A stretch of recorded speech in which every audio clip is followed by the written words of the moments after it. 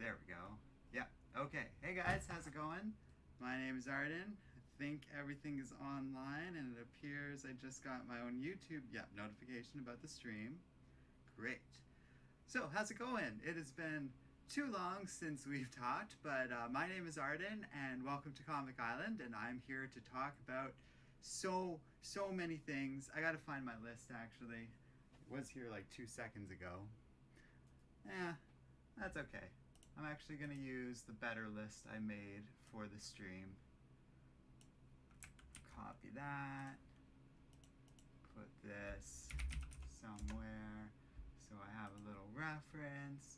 Because, yeah, I was thinking about how I wanted to start this, and I think I will kind of get into why I haven't streamed in a little bit. And then we're going to be catching up on so many things, because last time I live streamed was before Venom and Carnage had come out, and or Venom 2 I should say, Let There Be Carnage, and we've had I think 3 MCU movies, all of their shows. We have a bunch of other, like there's the Batman to talk about, Morbius, Doctor Strange is a big one, obviously. I want to talk even about some stuff that we don't normally even get into, like The Boys, Doctor Who, and maybe even some other comic book adjacent fan topics that I just want to do a big catch-up stream, because it's just been so long. So sorry that I was just staring at the computer for a second there, but that now I have a list and I can keep track of what I wanted to talk about, and I had already forgotten something. So luckily, in creating this list a few times, I've kind of dug up all my old memories and we're talking about. Rian, thanks for joining me at the start of the stream. I feel like people are going to be trickling in, so I am also kind of deliberately starting slow, just to let that happen, because it has been a long time and I don't know what people's notification status is or whatever, and I kind of disappeared without much explanation, so I definitely feel like I owe you guys an explanation. This isn't the excuse hour either. Okay, so there is one thing I want to do also as we're going along, is some of these images are not showing up at full size, which is fine, but if they're really tiny, I am probably just going to delete some of them, because they're just there for funsies or whatever, and if they're going to be that tiny, I'm going to go for a little more of a monotone look, so to speak. But so I kind of did talk about this a bit on some previous streams, because I had already slowed down a bit in November, but around that time, having worked in the pandemic on the front lines in healthcare and stuff, I was laid off, and we can get into the politics of that, but I'd rather not, to be honest. Let's just say that the province of Ontario leaves a lot to be desired in this regard. And while I was offered a position that I did take on for November, I ended up walking away from it all. And that gets into those politics, which is why I was kind of hinting at it, because basically staying on would have meant a pay cut in a couple of ways, especially with inflation being what it is and stuff, and it ultimately was time to go a little more independent and start kind of my own business, basically. And I don't want to get into all of that too much, in part because if you guys, like, hey, I do have a business now and that's cool, but if you guys want to be involved, like, there is comic-y adjacent stuff to it, but I also haven't talked to Joey about, like, how we would do the finances of that and stuff, and this is his YouTube channel in a lot of ways, so I don't want to just get into that too much, but the business is going well. Although understandably that took a lot of time, and basically the first half of 2022, a lot of that was devoted to getting this business off the ground. And we do a lot of retail stuff, which is why I was like, oh yeah, like I do, the comics are a very small part of that, but I do resell a lot of nerd stuff, or like kind of find it a new home, so to speak. And so it's an interesting business that I don't want to get into all the details of yet, but we can talk about that in a future stream. Or something, I don't know. Like I said, I haven't talked to Joey at all about that, so I don't want to get into that too much. And that I feel is an appropriate conversation to have. Oh, interesting. So it's kind of doing the stream no matter what I delete it, or like the slideshow no matter what I delete. Anyways, Tevia, thanks for joining us. Tevia's been with our channel for a long time, so it's good to see that. And hopefully I'll see some familiar faces in this stream as people trickle into chat and stuff. Tevia's saying, sorry, it sucks, man.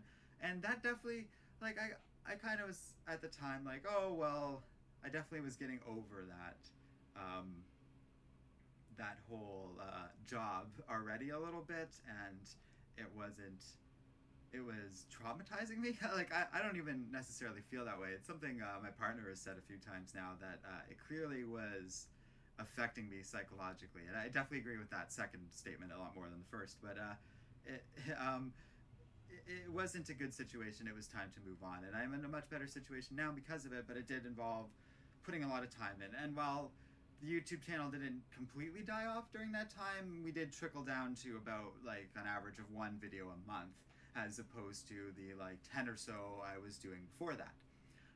So that sucks, but we're kind of moving past that. I'm finally caught up on all these things we're talking about today, and so I can talk about them.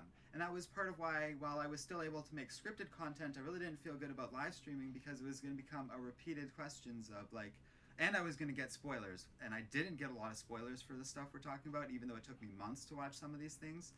And I'm very grateful for all of that, let's put it that way. But if I had been in live stream, I think people, not even meaning anything poorly, would be asking me questions about, hey, what'd you think of Multiverse of Madness? What'd you think of Hawkeye? What'd you think of this?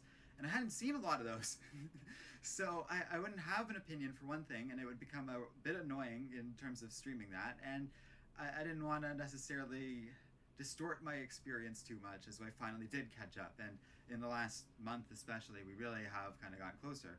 The other thing is, part of what slowed me down is I started dating someone, but that had kind of happened for all of last year, so it's not anything that new anymore. But one thing that we kind of agreed to do was catch this, and Sabrina's been on the channel before, but wanted to catch them up on like the MCU especially. We did I kind of said like, okay, whatever about stuff like the Fantastic Beasts movie, Doctor Who, a lot of these things are just what I watch on my own in my own time. But some of, like, I wanted to be on the same page, at least with the MCU, so when these movies come out, because they're always going to just keep coming out, we can at least be on the same page, and they'll understand the references as well as I do. I know the comic book stuff more than, and like most people, so that's fine, but at least we'll be on the same page for these. So I had to go through a lot of those older movies. Debbie is saying, Fantastic Beasts I found to be a mess. Yeah, oh yeah, it was bad. It's bad. But we're going to go in the order that I've done, because it's a relatively ordered time scale of things, and I think that's the best. And the first one on that list is the one that I actually promised I would stream on my, like, on the most recent stream, which is like all the way back in last November. I did say, oh yeah, like in a week I'll be back to review Venom 2, and sure enough, that didn't happen, and it's been like 6 months, but here we are now. So let's start this stream properly, and thank you for those of you who have been patient, because it's already been like 10 minutes of me rambling about just excuses, I guess, but it's just to give you guys a sense of why it took so long and what's been happening kind of behind the scenes. But like, I'm not really done making YouTube videos or done streaming or anything like that, and hopefully this is the start of me really getting back into things, and that's kind of the goal. It's also like, I don't have much else to do today. I've kind of blocked off today just to talk about this, so I am kind of also taking my time, knowing that this can be a nice long stream where we really catch up and talk about some of these things. 100 Hypersonic, thanks for joining us, and yes, thank you for anyone joining in. Feel free to chat and share your opinions as we're going around, but yeah, we're going to start with Venom, Let There Be Carnage. So this is one of the movies that I had to show my partner the first Venom movie before we watched the second one, and we had a good time watching the first one. It was pretty much what I remembered, an hour and a half of a movie that wasn't exactly super ambitious, but nothing offensive either. Tom Hardy as Eddie Brock was fun enough. Sorry, something over there fell, but it was just a paper. You know, Venom, the character, was a fun monster to be paired up with Tom Hardy, I guess we'll say, and I don't know, the movie had its own sense of charm, even if it was a little awkward at times. Here's an interesting thing. I did actually delete some of the images that are smaller as we go along, but unless I restart the slideshow, they're just going to keep showing up anyways. But I'm kind of okay with them just being in the slideshow. I'm not going to interrupt that, so just a random aside. So we sat down to watch Venom, Let There Be Carnage. I have to tell you, at the end of the first Venom movie, when they showed us Woody Harrelson, I found that casting to be uninspired. I like Woody Harrelson. I think he could probably be a cool comic book villain in the right role. Maybe even like Lex Luthor or something, but that's just me kind of off the top of my head. But he seemed awkward as Cletus Cassidy in that post-credits thing they did for the first Venom movie, and that awkwardness bled through, in my opinion, quite a bit into Let There Be Carnage. And all the charm of the first movie really started to evaporate to the point, like, the best thing I feel I can say about Venom, okay, I'm just going to keep calling it Venom 2 because that's easier, is that it's still short and it's still only an hour and a half long. But I found Carnage to be mostly disappointing. There's little things I like, such as Cletus is partnered with Shriek, which I thought she was going to be a symbiote in the movie, but that didn't really happen. But she has her like sonic scream powers, which of course is particularly effective against the symbiotes. And that's a pretty solid plot point in the movie, to the point that Carnage threatens to kill her when she uses her powers at one point, even though Cletus is dead set against that. And I like that dynamic between the two. Well, I guess three, we'll say, between Carnage, Shriek, and Cletus. That stuff was pretty well done, and there's some dynamics between Eddie and Venom that I quite liked, as well as between Venom and the girlfriend. But the movie's a bit of a mess, and in particular the ending at the church, where there's all the climactic stuff happening and the big action. I couldn't tell you what was happening. Both my girlfriend and I were very confused by that ending scene, and it's all these quick cuts. I'll tell you my visual experience and my interpretation of what happened, but it went by so quickly, this could be wrong, because basically, and this is kind of me remembering it, it's been a little while now, Carnage and Venom are both falling from the church, and then like something happens and the girlfriend kind of catches the Venom symbiote, it travels through her and then back into Eddie, and then he's able to kill Carnage and he's fine, and thus the day is saved. Oh, we got someone spamming chat. I don't really know why people bother with that, given how easy it is to moderate these things. And yeah, like, there, gone. But there we go. So I found that movie pretty disappointing. There's little bits of it that I did find funny, and especially the stuff with like Venom around the convenience store. That was pretty good. Mrs. Chen, or whatever her name is, that runs the convenience store, the actress did a damn good job portraying Venom, and I liked that. So there's little bits of the movie I liked, and out of all the movies on this list, it wasn't the worst one, but there was a huge ring of disappointment around it. Debbie's saying stupid bot. I guess that's, yeah, it's just bots, but it's just so silly.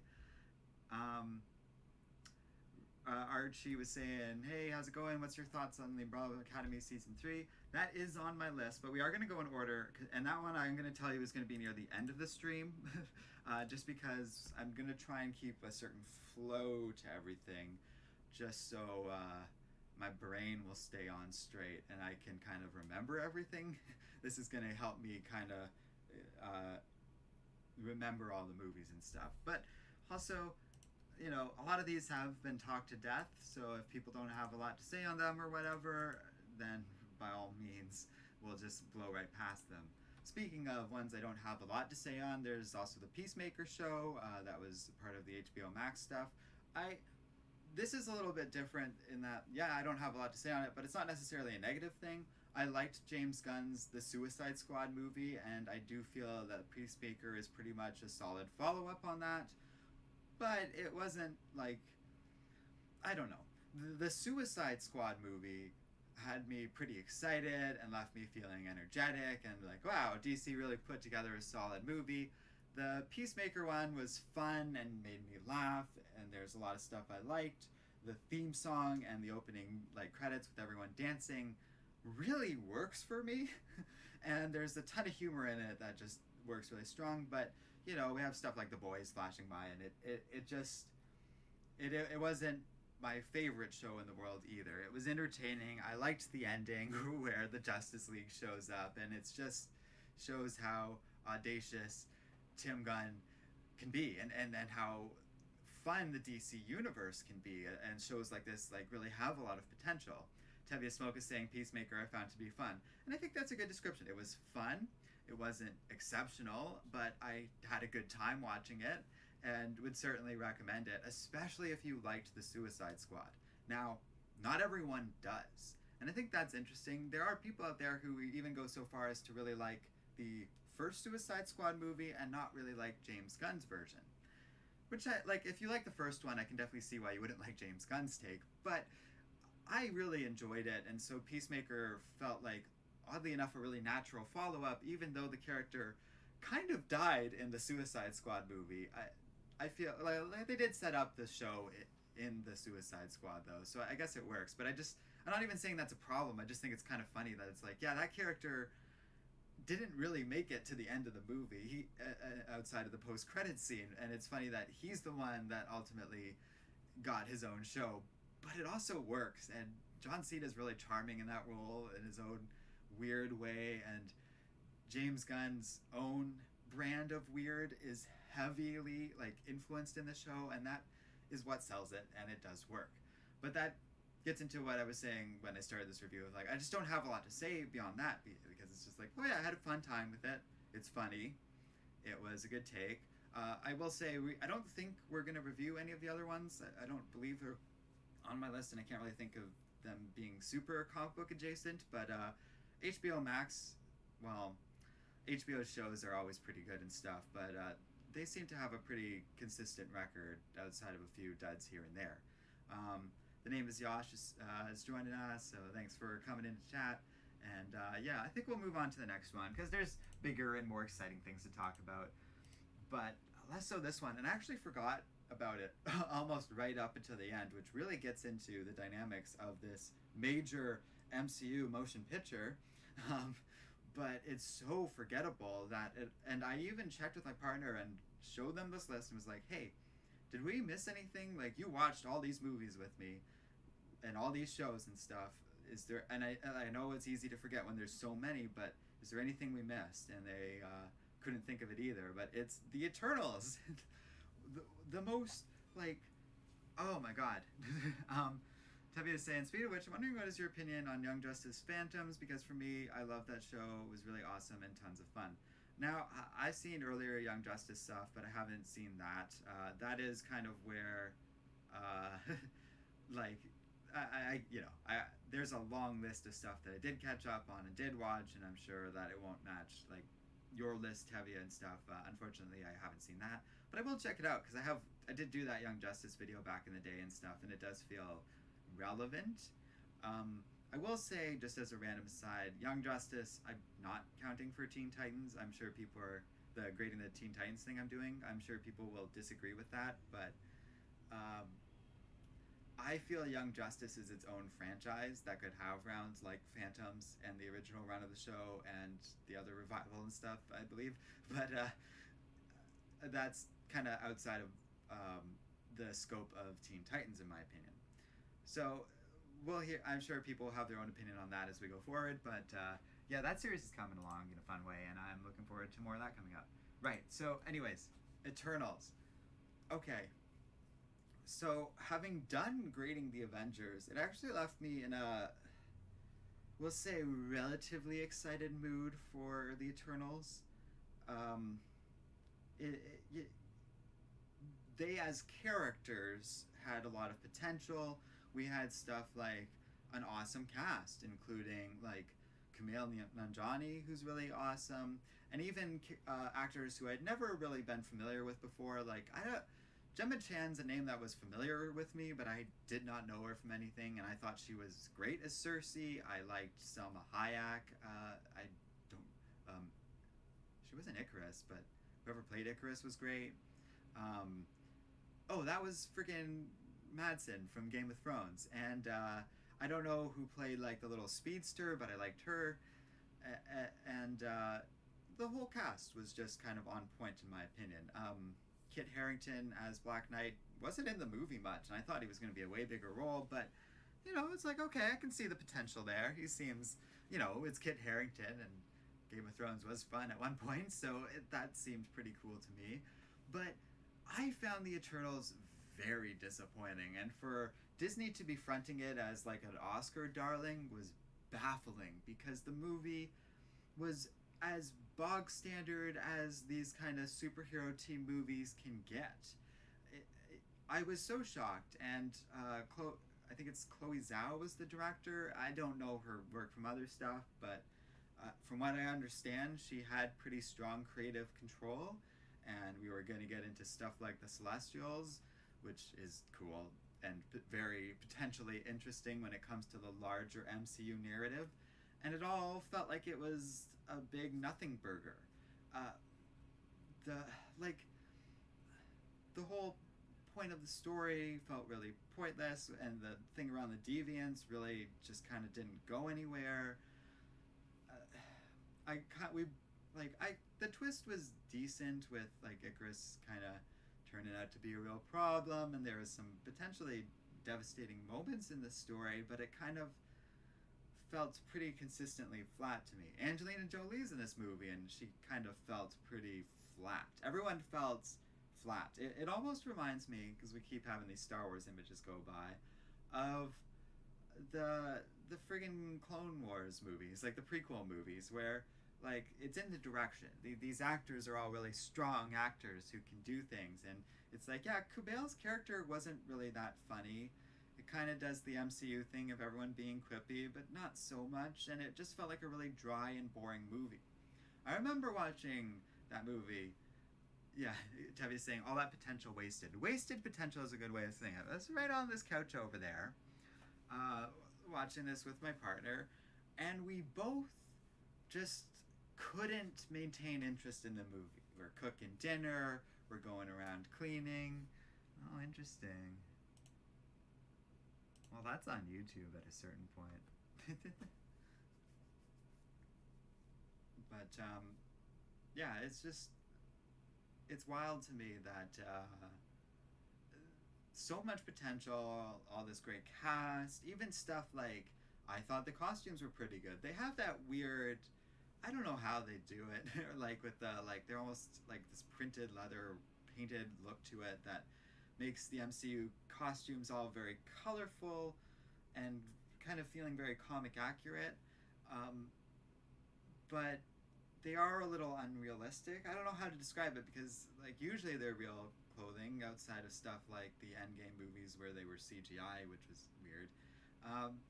But there's something very like, they look plasticky and fake. Like they wouldn't really provide any sort of protection or work as any sort of uniform and stuff. But in spite of stuff like that, I felt all the characters looked good. The sets and the production design and the cinematography was all really well done, but the story wasn't at all engaging. And like Steffi was saying, maybe adapting Eternals into anything is basically impossible. I disagree, because the movie itself had all the roots of a potentially good movie.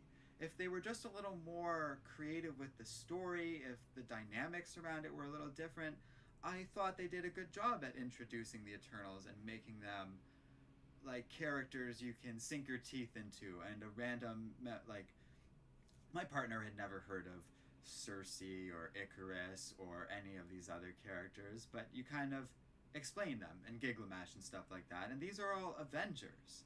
Like, they all had their time in the sun, especially in the 90s, and even kind of again in the comics as they're starting to become a bit more of a thing again. And it really kind of feels as though, like, the right director could have done this. And that really sucks to say about Chloe Zhao, and it almost isn't necessarily like, oh, she couldn't have done this at all. It's just Marvel and Disney, I guess, or whoever, kind of plucked, I guess, what is a pretty indie director and dropped her in this blockbuster movie, which is like this big studio move that they do all the time.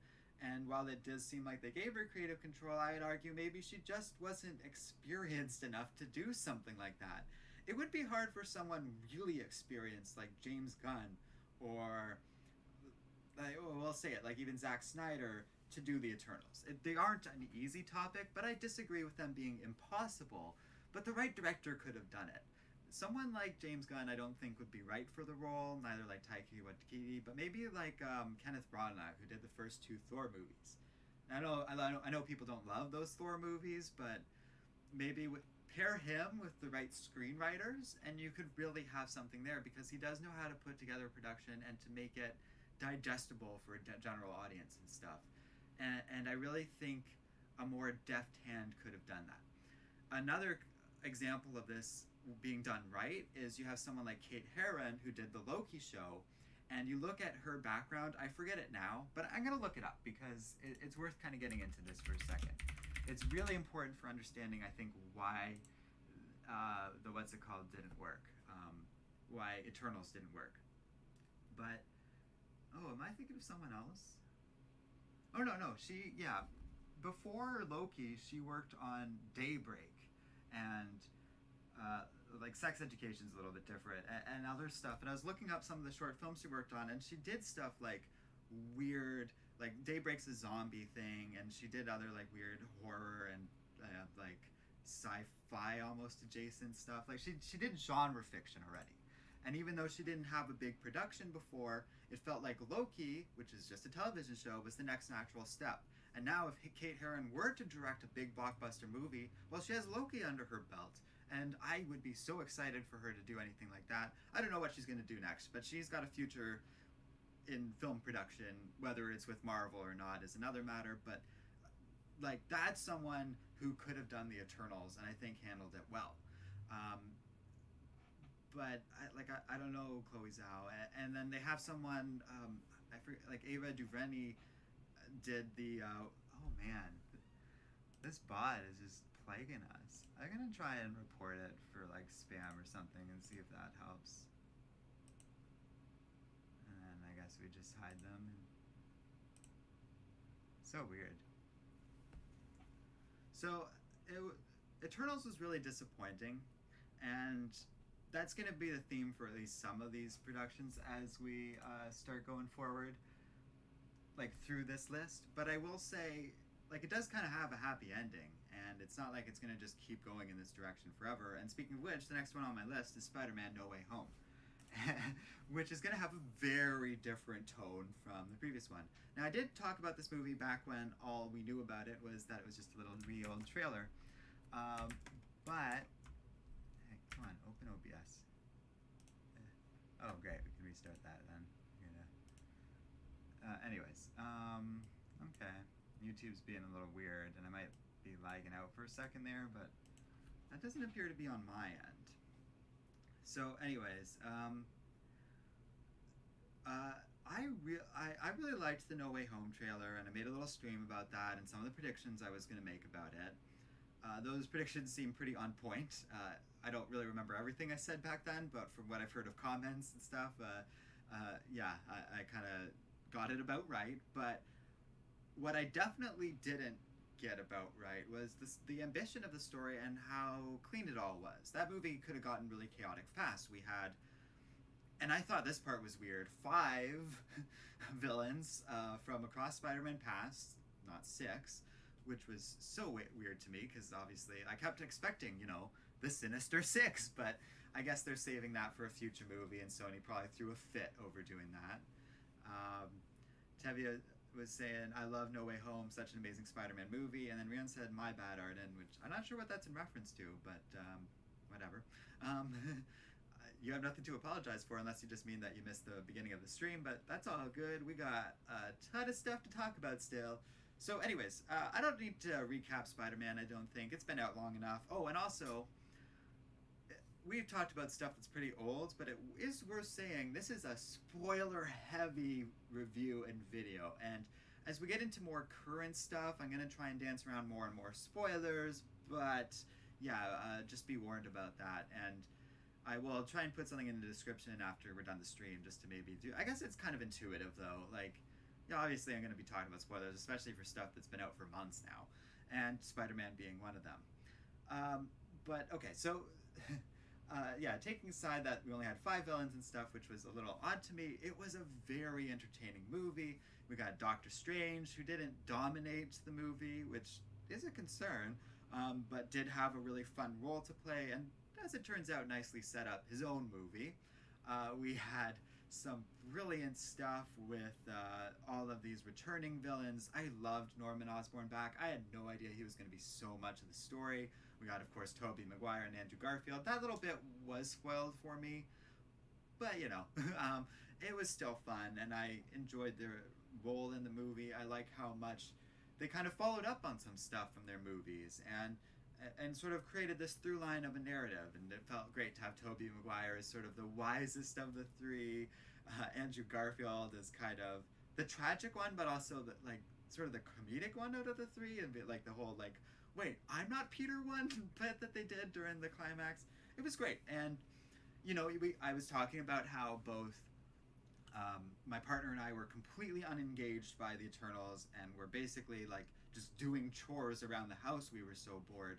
In comparison, so like Spider-Man was so much more engaging and had us so much more present with the movie and enjoying it from start to finish. I was kind of hoping for a little Kirsten Dunst cameo or something like that, but you know, I'm happy with what I got. It was a real love letter to Spider-Man, and I will say this: they did get us. We were both so. Okay, so like I said, we are deep into spoiler territory. I would certainly recommend this movie if you haven't seen it yet, but I am going to assume most of you watching this movie have seen this movie. The glider hits Aunt May, and she gets knocked down, but we both remembered what happened in the original Spider-Man movie, and both noticed that there were no blades out, which we thought was interesting. So we're like, okay, they're cheaping out on the death. And sure enough, she gets back up. She's talking to Spider-Man and says a few reassuring things. And we were both had written off this scene, and we're ready to move on to the next one, basically. And then she collapses again. And I do have to say, I liked a lot of that. She had internal bleeding, so she was able to get up and talk for a minute, not realizing how badly injured she was. And they got us. Like, it was a genuine surprise. It was a good twist, because we were both like, okay, yeah, I don't think a glider's going to hit you at that high velocity in the back and you're just going to get up and be fine. And we were right. She wasn't fine. And that worked pretty well for me. I've heard some criticisms or people musing on the fact that it's like, oh, like Spider-Man always has to be this tragic figure. And up until this point, the MCU Spider-Man had kind of escaped that trope a little bit, so it was rough to kind of bring that back in. But I don't know if I agree with that criticism per se. Like, I like it, and it felt right for this movie.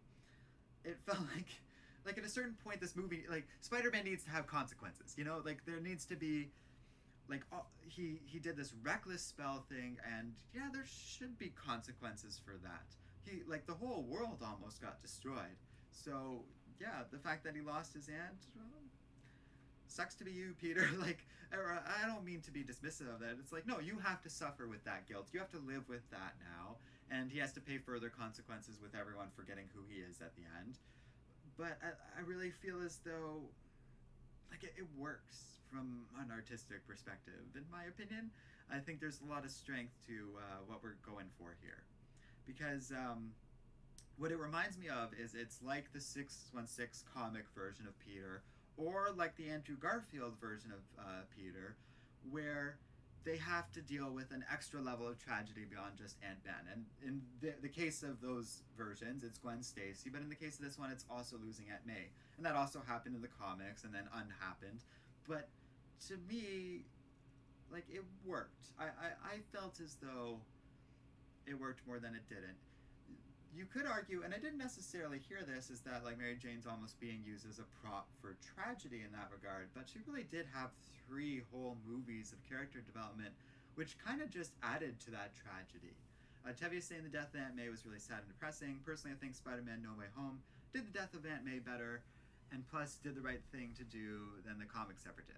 And I think you're getting into the fact that they did ultimately bring Aunt May back, which is messy, but I actually do think the original comic book death of Aunt May was pretty damn strong from the 90s, even if it gets mucked around a little bit by the Clone Saga.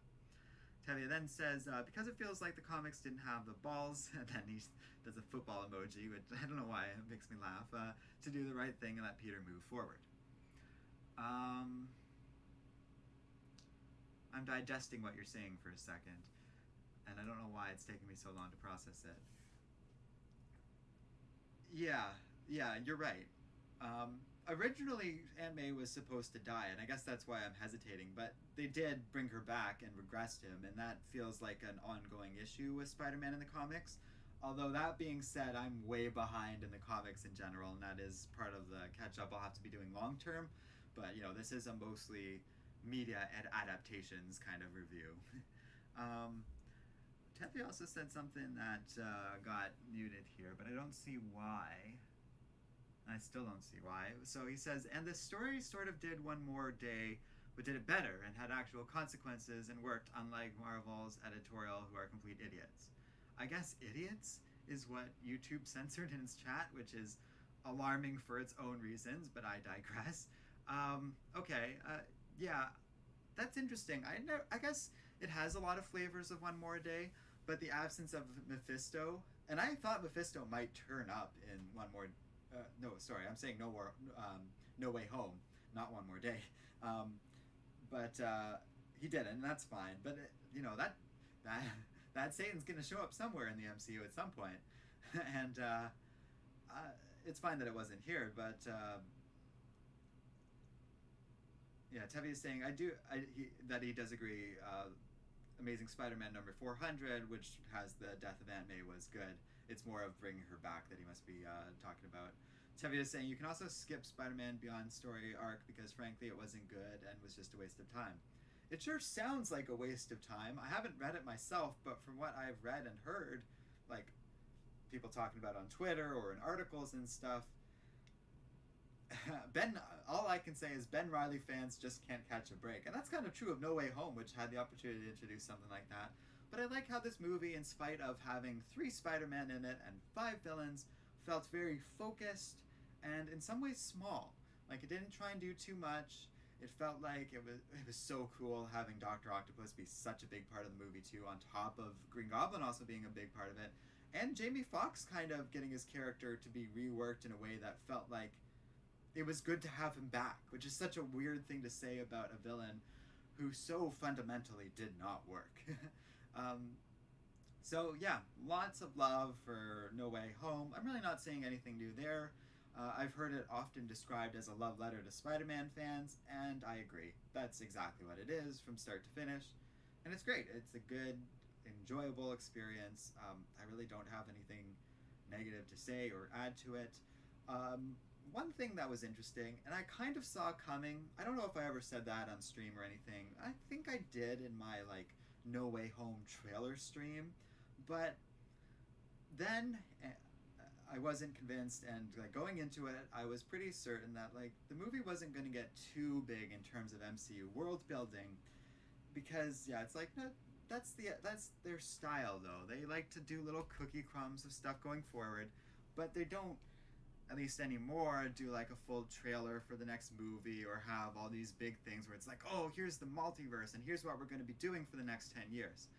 No, that's Doctor Strange 2, which did do that, and that did surprise me, but it was kind of nice how Spider-Man felt contained to Spider-Man, and that's something, in spite of Far From Home being by far the weakest of the 3, all of these Spider-Man movies I do admire for being nice and small and contained. Even No Way Home, which definitely gets a little bigger and has oh, hey, we're bringing back all these villains and cool cameos and really fun references to all these old Spider-Man movies. In spite of all of that, and also the worlds being very much in danger, I actually really liked, it still somehow managed to feel nice and contained to a Spider-Man story. And I don't know how they pulled that off exactly, because it is a big end of the world kind of story, whereas one thing that I really liked about Homecoming is that it's really just Spider-Man trying to stop a plane from crashing into a building in New York City. A pretty good level of stakes for a Spider-Man movie, if you ask me, and the kind of thing that should probably be the par. But No Way Home isn't like that. It's trying to do something bigger, and it was trying to have some fun with actors who might not be around forever or might not be able to play these villain roles like as physically as they were in No Way Home in the future. So it was good to do that, in my opinion, and it was ambitious, and it felt like something like within the larger story of the MCU, which is something that Far From Home in comparison really suffered from. Far From Home literally felt like a vacation. The MCU had so many serious stuff happening post Endgame that they needed to take a step back, and the characters just needed to take a bit of a break. And in some ways, because of all of that, it's not a terrible movie, but I don't love it that much either, and I think it has a lot of problems, and no one I talk to really loves it either. So yeah, lots of love for No Way Home, lots of talk about that for understandable reasons. But it's time to move on, because roughly around that time, I think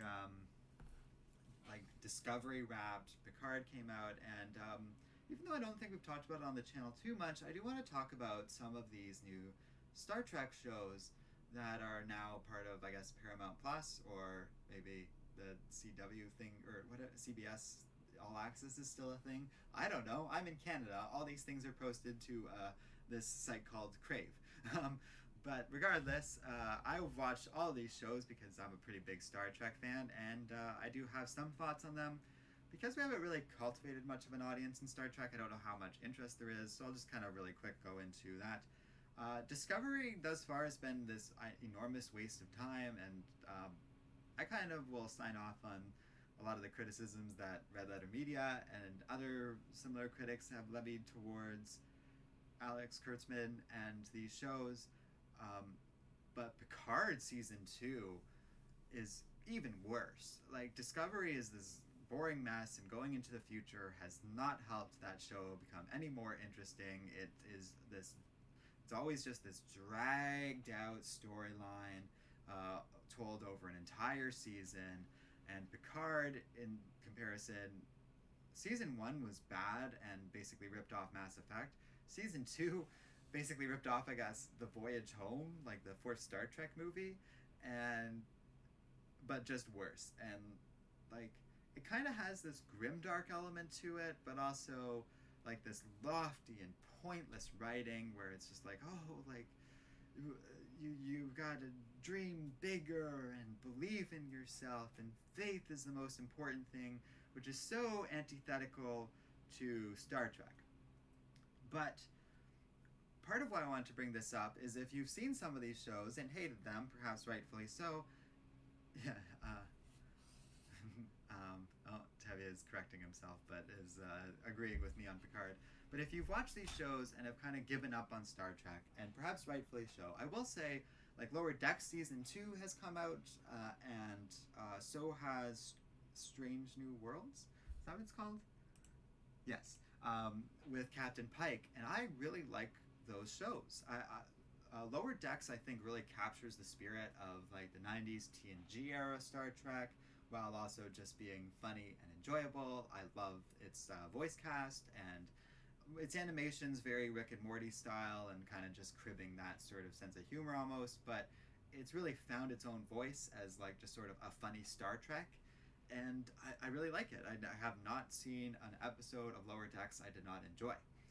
And Strange New Worlds, while a little rougher because it's live action and has longer time spans, and there's just things in it about its writing around stuff like Spock that I find a little shaky at times, but or its larger plot narrative about Pike knowing his future and stuff like that. That's all a little rough, but at its core, Strange New Worlds is a Star Trek show where each episode is kind of them going to a planet and doing something, and they aren't necessarily building this larger story, and it does feel a lot closer to what Star Trek is, but with all the modern bells and whistles of like fancy editing and sets and costumes and stuff like that, which is a pretty fun combination. And I haven't seen every episode of Strange New Worlds that's out yet, but I would recommend that too, because I've been really enjoying what we've gotten so far. And it feels a lot closer to what all of the Star Trek shows should be. But that's a whole thing that gets into like TV in general, and how so many of them are dependent on being like this serialized one long story. And we're going to run into that problem with quite a few of these Disney Plus shows as we talk about them and stuff. And I wish TV would break this habit. Episodic. So there are shows like Stranger Things and The Umbrella Academy where the long planned out story works really well for them. But there are so many shows, including many that we're going to be talking about today, that desperately need to be episodic. And the Orville's come back. I think it's on like Hulu now, but it's on Disney Plus in Canada. And I've watched the first episode or two, and it's a lot more somber in tone compared to the more lighthearted comedic edge of it. But it still feels a lot more episodic. And it still also feels like it gets Star Trek more than a lot of these Star Trek shows, especially Picard. Like, good lord. Picard season 2 is embarrassing. That's the best word I think I can describe it. So we don't need to geek out about Star Trek too much, but if you are sleeping on Strange New Worlds or Lower Decks, I definitely recommend to give it an honest try, because those shows don't feel like they're making the same mistakes of Discovery or Picard. And it's been very refreshing to have Star Trek episodes coming out that I'm actually looking forward to watching. Definitely check them out if you haven't yet. So, that's all I really wanted to say about the Orville as well. Next on my list is probably the last thing that came out last year, or like has footprints in last year, and that's the Hawkeye Disney Plus show. And speaking of stuff that didn't really benefit from serialization, that's probably this one. And it's so frustrating because Hawkeye's a great character from the comics. It took a lot of cues from one of my favorite runs of Hawkeye with Matt Fraction and Dave and Aja, I think his name is. Tevi was saying I hated Picard, it was so bad. Yeah, it was just something awful. But yeah, moving on to Hawkeye. I was really disappointed in Hawkeye. I think Jeremy Renner as older Hawkeye is okay. He's never really done it much for me compared to the more, I guess we'll say, dynamic character in the comics. It feels like Jeremy Renner's a lot flatter. And he's never really sold me as Hawkeye. He's just been kind of one of the Avengers that shows up in the Avengers movies and is never really my favorite part of them, but it's kind of cool to have Hawkeye there, I guess.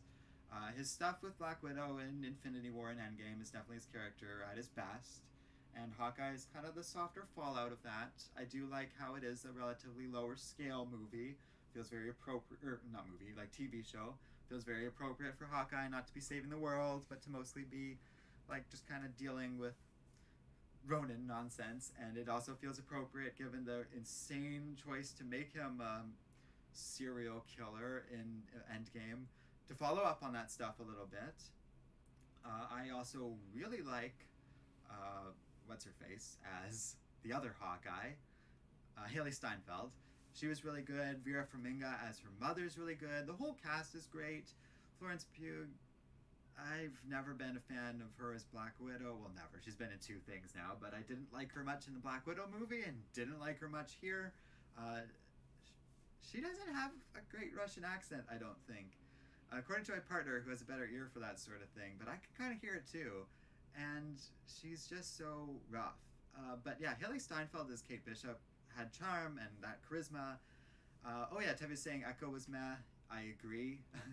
I like the deafness and how they incorporated that into Hawkeye's character. That was great. Lucky is charming as always, but even then it's he's not a huge part of the story. And then of course there's the elephant of the room, we'll say. So No Way Home had a pretty fun Daredevil cameo, and I liked that because it just was a solid hint that, Daredevil's coming back, and that's pretty exciting. But then Hawkeye took it a step further by bringing in Kingpin and then apparently killing him off. It was done off screen, which basically all but ensures Kingpin will indeed come back for the Daredevil show. But I have to tell you, Kingpin's appearance in Hawkeye baffled me, to the extent I was looking up what happened to the character in season 3 of Daredevil to make sure I hadn't missed anything.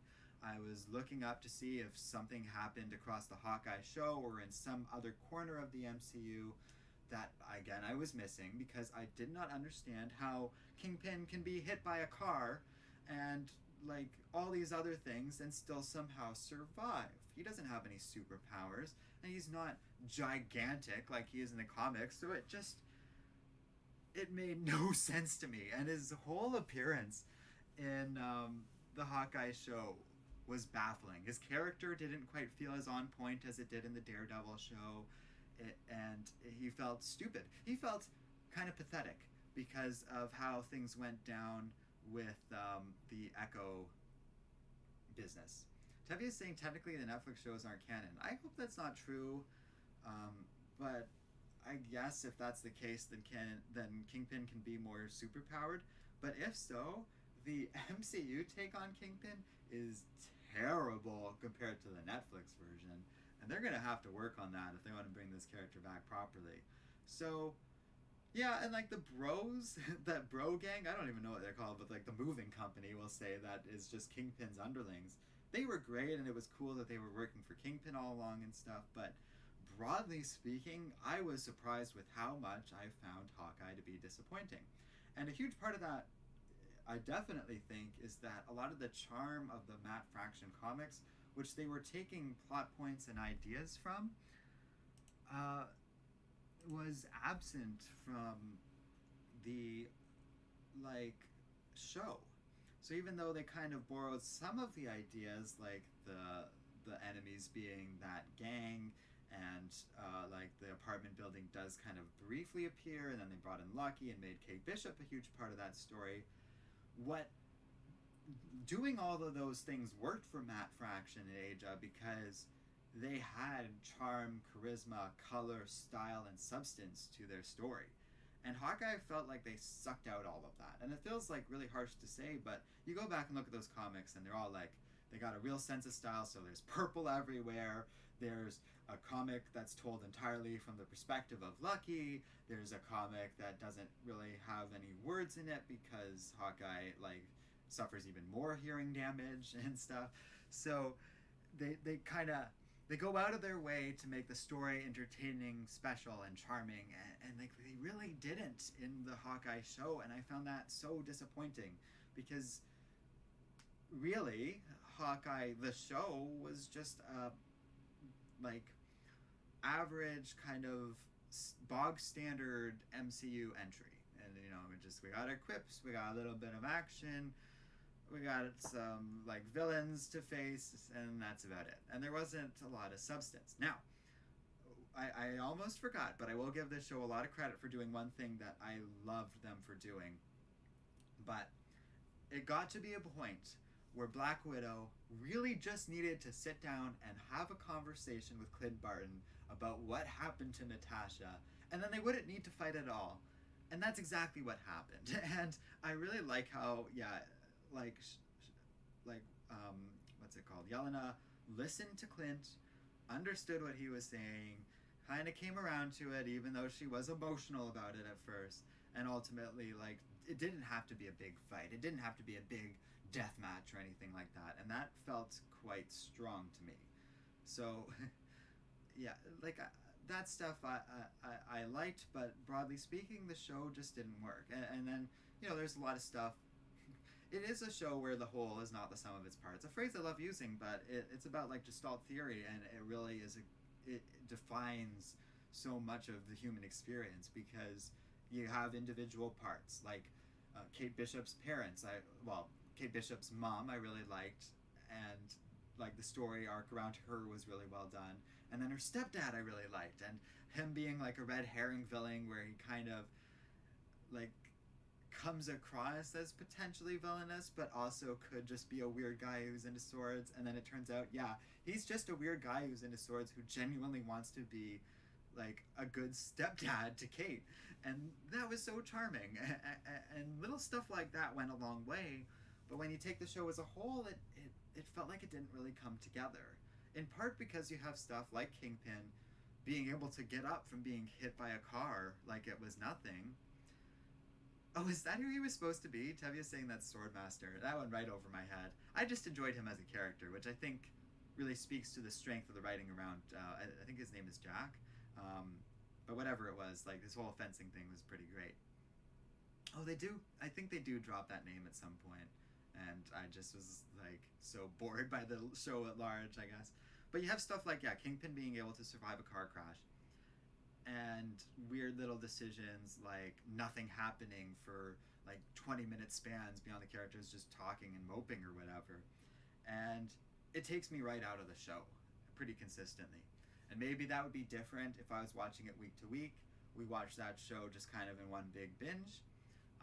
Whereas in comparison, we've been watching Miss Marvel week to week, and that might affect things a bit. But either way, I can't say that I enjoyed Hawkeye very much. Now, that being said, it is worth noting there's like a sliding scale when we're talking about these reviews, because I liked Hawkeye a lot more than like Eternals or Venom, Let There Be Carnage, let alone something like truly awful like Picard season 2.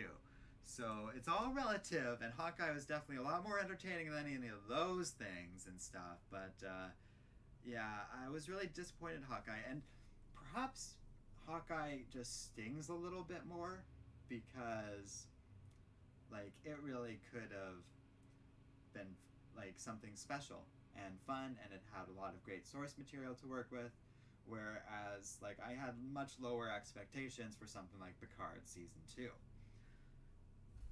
And so yeah, it just comes across as that much boring. Tevi says, Picard season 2 was so bad I did a rant video on my channel. Well, that's cool. And you guys actually, like, it's not too hard, I think, to, well, either way, you just look up Tevi Smoka if you want to check that out for yourself. People watching at home or after the fact, because I know people like to do that. So after that, this isn't necessarily a perfect time scale. It's mostly just the order I watched a lot of these things and stuff. But we have The Batman, which I did get to watch in theaters in VIP, and I'm glad we were in a VIP. Like, they have this VIP thing in the Canadian theater chain where you have like big fancy seats and you can get served food and drinks and stuff. And I'm glad we went that route, because while there's a lot to love about the Batman movie, I should say, but like, you know, whatever. And I would go so far as to say it's probably like my third favorite all-time Batman movie. It's not perfect, and it did feel very long, especially when you're sitting in theaters. I didn't really know it was 3 hours going into it, and oh boy, did it kind of feel that way. And you compare it to something like The Dark Knight or The Dark Knight Rises, which is right up there in quality, in my opinion. But those Nolan movies really, they are long.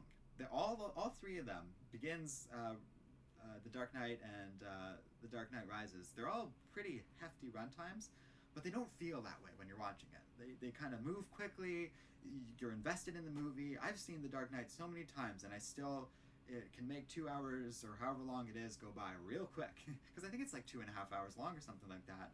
But it really just kind of pulls me into the movie, and it's just a fun experience from start to finish. Shane Baxter was saying not watched Picard yet. Well, I wouldn't recommend it. But, you know, to each their own and stuff, and you might enjoy it, but it was just so devoid of entertainment. Anyways, we already talked about Picard, so I'm not going to get into it too much, and hopefully YouTube might even, like, automatically timecode this thing. But anyways, The Batman, really exceptional movie, and the first, like, half, maybe the first 2/3, I was like, this might be my favorite Batman movie of all time, which, by the way, is a very, very high standard to take, right?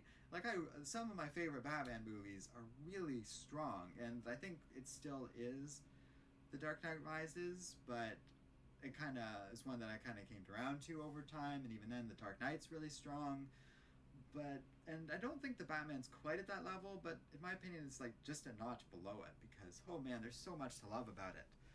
It's perfectly cast. Like, Robert Pattinson was a great Batman, and, you know, I talked about that in stream before I had seen it, like, or anyone had seen it, but I was pretty optimistic about that, because Pattinson, beyond the Twilight stuff, is a strong actor, and boy, did he do a really good job. But what really impressed me is, like, Andy Serkis was a great Alfred. I like the guy who played Riddler. I don't really know his name off the top of my head. And this part didn't surprise me. It was actually the part I was most excited about for the Batman. But James Gordon was amazing, because Jeffrey... Oh, shoot, what's his name? Jeffrey Combs, I want to say, but I don't think that's right. I gotta check it now. No, Jeffrey Wright, isn't it? It's Wright for sure, is his last name. But now I gotta check. Yeah, Jeffrey Wright. Jeffrey Combs is like an older actor from Star Trek, which is probably why I got that name stuck in my head. But anyways, yeah, so the Batman's like exceptionally cast, beautifully shot. Even stuff in the direction, like the opening narration with Batman, had me like, this is perfect. That opening is like amazing.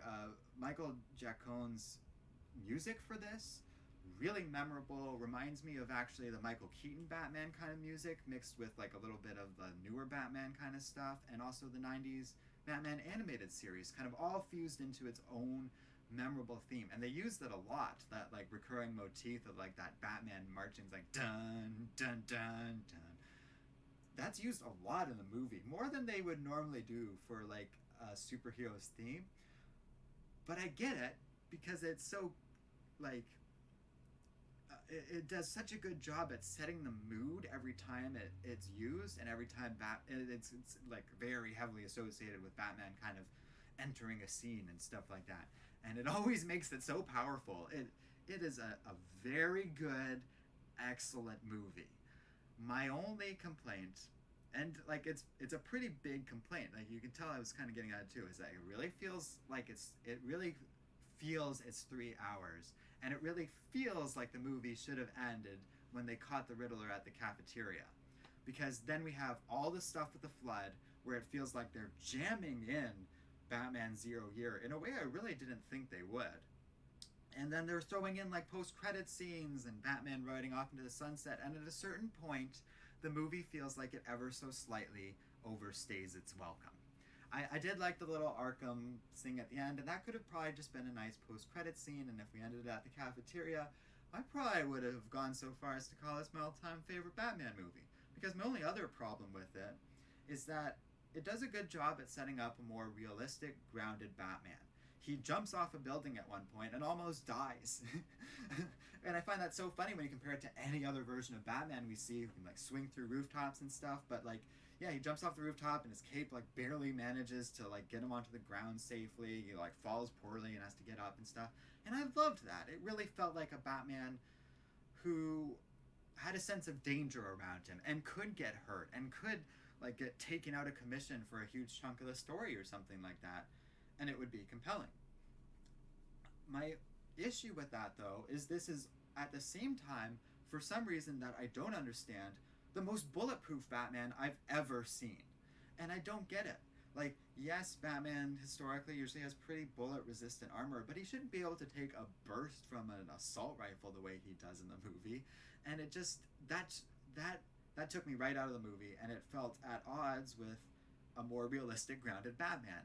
And I just don't understand how the most bulletproof Batman can exist in one where it's like, oh yeah, like he can, like he's jumping down onto this truck and stuff, and he can barely survive it and stuff.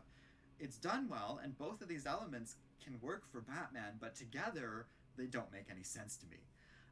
And then I haven't talked about it much, but I really liked Zoe Kravitz as Catwoman. It felt like she had a good, hefty role. I think she's, I don't know, she's right up there in terms of quality as a performer with Anne Hathaway as Catwoman, but she's definitely the better Catwoman because Anne Hathaway just didn't get to do nearly as much as Catwoman. And it felt like Zoe Kravitz was such a huge part of this movie, and she was never once like an unwelcome presence. Her story was interesting, and I really liked what they did with her character. And she looked so good, like as like in all the wigs and outfits and stuff. I thought it really did such a good job at establishing, and she really looked like the year one version of Catwoman, as like kind of set up by Frank Miller and drawn and stuff. And I loved that. There was so much to love about this movie. So yeah, there are small things. The two things that really bug me are the movie has like 5 endings, and it doesn't feel welcome, and the whole dichotomy between Batman being bulletproof but also supposed to be more grounded. Those things were weird, but everything else was exceptional, and I really loved, and really had me excited about them potentially making more of these like Earth 2 Batman movies that just sort of stand on their own. They apparently are also making a Joker sequel with Harley Quinn, like with and Joaquin Phoenix. Is that his name? Whatever. But like from that Joker canon too, which is pretty interesting. And you know, it's hard to read what DC is up to and planning these days because I don't know if they really have a consistent idea. But if they keep just putting out ambitious and creative stuff like this, or like interesting things like the Joker, I think they're in the right place, in the right place for making quality content that people want to see, and the Batman was certainly that. Tevi was also saying the Riddler was fantastic in this movie. I agree. He was really good, and I also was going to say I liked the Penguin. And I asked my partner after we watched the movie, hey, did you know who played the Penguin? Did you recognize him? And she did not. And I was like, yeah, that was Colin Farrell. I don't know why they put him under all that makeup just to play a role like that, and because he kind of looks like other actors at that point, but whatever. He was fun, and I liked his kind of role as sort of a side villain, almost a criminal informant in some ways, like within the larger story of the Batman narrative, and that felt appropriate for me. But also, now that I'm bringing out the Penguin, that gets into like, oh yeah, it's like a darker, more realistic Batman, which is kind of the narrative around the Batman, I'd say, as a movie. But then we had that crazy chase scene where like Penguin's car flips a million times and he survives. So the movie is excellent, but at times it is a little at odds with itself. Tavi was saying, I don't know how to feel about this Joker sequel. I think we can kind of talk about that in its own stream or later down the road. We don't know much about that yet, but they did announce who was going to play. Oh yeah, like Lady Gaga might be playing. What's it called? Harley Quinn, and that's where it kind of perked my interest. We'll see if that's the case, but if that's true, goddamn, that's a movie. That's a really interesting movie, in my opinion. Tevye is saying, speaking of which, I'm also uploading a new video about the Battle of Super Sons animated movie, story details. I'm so excited for that. Yeah, they also have Super Pets coming out. That's one I'm probably going to watch without my partner, but I do intend on reviewing it because I am just curious at this point, I guess.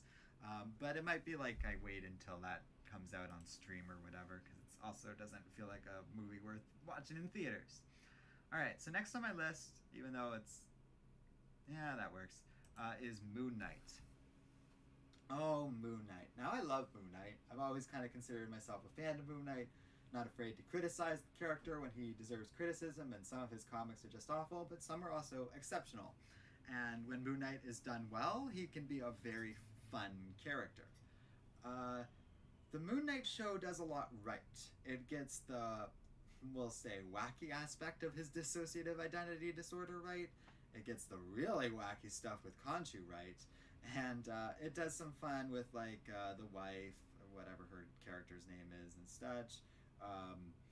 The choice to start the story from the perspective of Stephen Grant was a wise one. To do that rather than Mark Spector is a good twist for people who aren't a big fan of the comic book story and don't know anything about this character. That's a really fun way to introduce him. And I like how the show didn't really water down any of the more wild aspects of Moon Knight. So we have like practically the entire Egyptian pantheon showing up and fun little bits like that. All of those things worked for me. I like the episode where we went to the afterlife and we're stuck in a mental asylum. And when the show was being creative and getting into the more dynamic and unpredictable Moon Knight comics, the better ones, it's going well. But by and large, this story reminded me of the worst Moon Knight comics I've read. The ones that get bogged down by minutia of like villain plans and don't like let the story just extend over so many issues instead of just having fun with all of the different things Moon Knight can be. Moon Knight didn't fight any werewolves in the show, and honestly, I'm disappointed. Just straight up disappointed.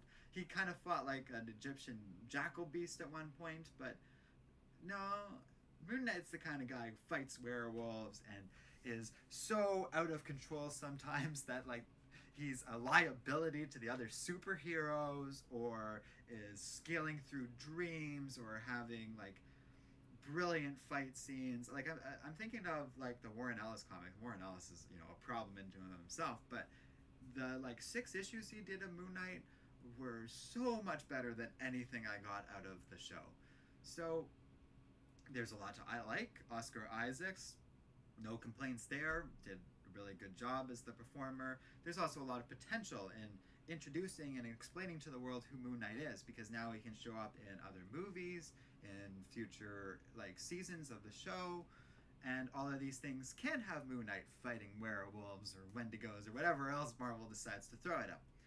So the show has a lot of potential, and I wish it was just a little bit better. But even that, and then like you have like the villain, and it's like, well, the Moon Knight could have so many interesting villains in its show. I keep bringing up werewolves, but like you have Egyptian gods, that could be a villain, and I guess one kind of is the villain, but yeah, that it feels more like the Avatar, Harrow or whatever his friggin' name is, was the main villain of the story. And he kind of felt like that trope of like the superhero almost just always fighting an evil version of themselves, and it really felt creatively bankrupt in a show that should have been nothing but creative. So yeah, we're ragging on these Disney Plus shows to a degree, but it's also because I didn't enjoy a lot of them. I liked Loki and I liked WandaVision.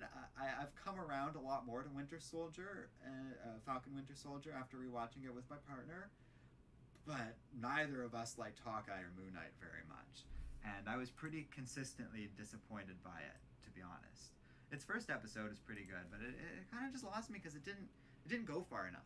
And that's saying something in a show that goes pretty far and had the balls to do a lot, but it's like, well, you can't do Moon Knight half tilt, and you just have to embrace the insanity. And if we're gonna have 6 episodes of Moon Knight and none of them are gonna have him like fighting werewolves, and it's just gonna be this like long, prolonged story, all dealing with one villain in one story, then it's just gonna feel kind of like a long, poorly paced, boring movie, which is pretty much what it was. So a lot of problems with Moon Knight, but a lot of potential there too, and some really fun moments. I do like how they kept blacking out because that other guy would take over. I forget the third personality's name, but he's also from the comics, and it was great that he's the most violent of them all, so they just wake up horrified, and they're having fun with the personalities with that, but it feels like we could have gone a little farther. Although I do say, them getting into the origins of his dissociative identity and tying it into his childhood and stuff, I liked that. I thought that was pretty well handled. So there were really good moments, and I don't want to be too down on Moon Knight, but I didn't love it either. So we'll leave it at that, I guess. Okay, next up is the one you've all been wanting. Oh God, we're an hour and 12 minutes. Hold on, we need to take a break. I'm gonna go get a drink over here for a sec. I've been talking for like an hour plus straight.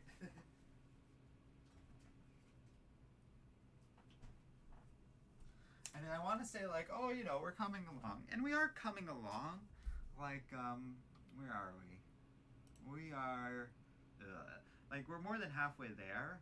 But we still have Doctor Strange to talk about, which is going to be a big one. Oh, and I'm going to move through a lot of these other ones pretty quickly. So we're coming along. I'm getting tired. I've been talking straight for a while, and I'm not used to doing streams at all, so let alone longer streams where it's chatted for a bit. Not that I mind, it's a whole thing. Okay, much better. So, like I said, I know why you're all here. It's time for the main event. We gotta talk about Morbius. And I have to be honest, the memes, and it's old hat now, but I enjoyed the jokes and the memes and the fact that Sony re-released the movie in theaters because of all that, only for it to bomb twice, so much more than Morbius itself. The movie is a mess, and Jared Leto is a weirdo, and I'm glad when Morbius came out, a lot of people started talking about Leto's past, sending dead animals to people when he was in character as the Joker and all the other bizarre stuff he did. And it was very refreshing when Morbius came out to hear from a lot of people in the professional sphere and just in my personal life talking about how much they didn't like that aspect of Jared Leto and didn't really like him as a performer because of it. And I felt a lot of vindication because of that. Because it's always, I've hated that since I first heard about it when that Suicide Squad movie came out. And have kind of been turned off by that actor ever since. He does all right as Morbius, but it's just such a mess of a movie. And speaking of movies where they have to fight an evil version of themselves, like, of course they did that for Morbius. And Matt Smith, who I like as Doctor Who, and we're going to talk about Doctor Who in a little bit, I have never seen him in a good independent film. It's wild. Or not an independent, in a good film, period. Like, he was the villain in that Terminator movie, and he was awful in that. It wasn't even the main villain. Tevi is saying Morbius is so boring. That's the right word for it. Boring! There's so little to the movie of substance. It's mercifully short. That's the nicest thing I can say about it. And I guess part of the problem is, too, like, vampire fiction is old and well explored in the world of film, and it offered nothing new to it. I guess I can say, like, we didn't talk about it, but the post-credit scene of the Eternals movie sets up Blade, and Mahershala Ali's playing Blade. Holy crap. That I'm excited about. You want to see, like, a cool comic book vampire stuff? Oh, just wait until the MCU gets their hands on, or, like, gets Blade going and stuff. I'm really looking forward to that. Tevi is saying Morbius was so bad and a complete train wreck. It was, from start to finish. I like how the girlfriend gets turned into a vampire at the end. That's something. But it's like, it gets into the Sony's choice to be making these characters into movies and stuff is already off to a bad start, and everything that we've heard about the Kraven the Hunter movie, where he's like an animal rights activist, it sounds like a nightmare. It's just such a horrible nightmare, and I'm dreading it. But I probably will end up watching it for this channel too, so we'll see how that goes. But yeah, Morbius is a joke, and if it the fact that it bombed twice means it probably won't, but if it ends up getting a movie or showing up in some other weird thing is just such nonsense. And the idea, and possibly the reason that Vulture didn't show up in No Way Home was so that he could have a little post-cameo thing in the end of Morbius. It was such a disaster. I did like how they did that in Venom, though. Like, I wasn't a big fan of Let There Be Carnage, but I did like how they kind of set up at the end, like him potentially having a little encounter with Spider-Man, only there for them to kind of bail on that and for him to barely show up in No Way Home at all. So that is strange. Tevia is saying also we're getting a Madame Web movie, to which I say why. I don't have much to add to that. That baffles me too. All their plans are really strange, and also it feels as though it's like, what, you have a lot of Spider-Man characters that probably could carry a movie, like Ben Reilly, Kane. They already are kind of doing Miles with the animated movies, and those are exceptional, but like Spider-Gwen, Silk, like they don't all have to be Spider-Man characters, but there's a lot of like characters that Sony probably has the rights to that they could make better use of than like friggin' ruining Madame Web's character or ruining Kraven's character or all these other horrible plans they have, and I am not looking forward to any of it.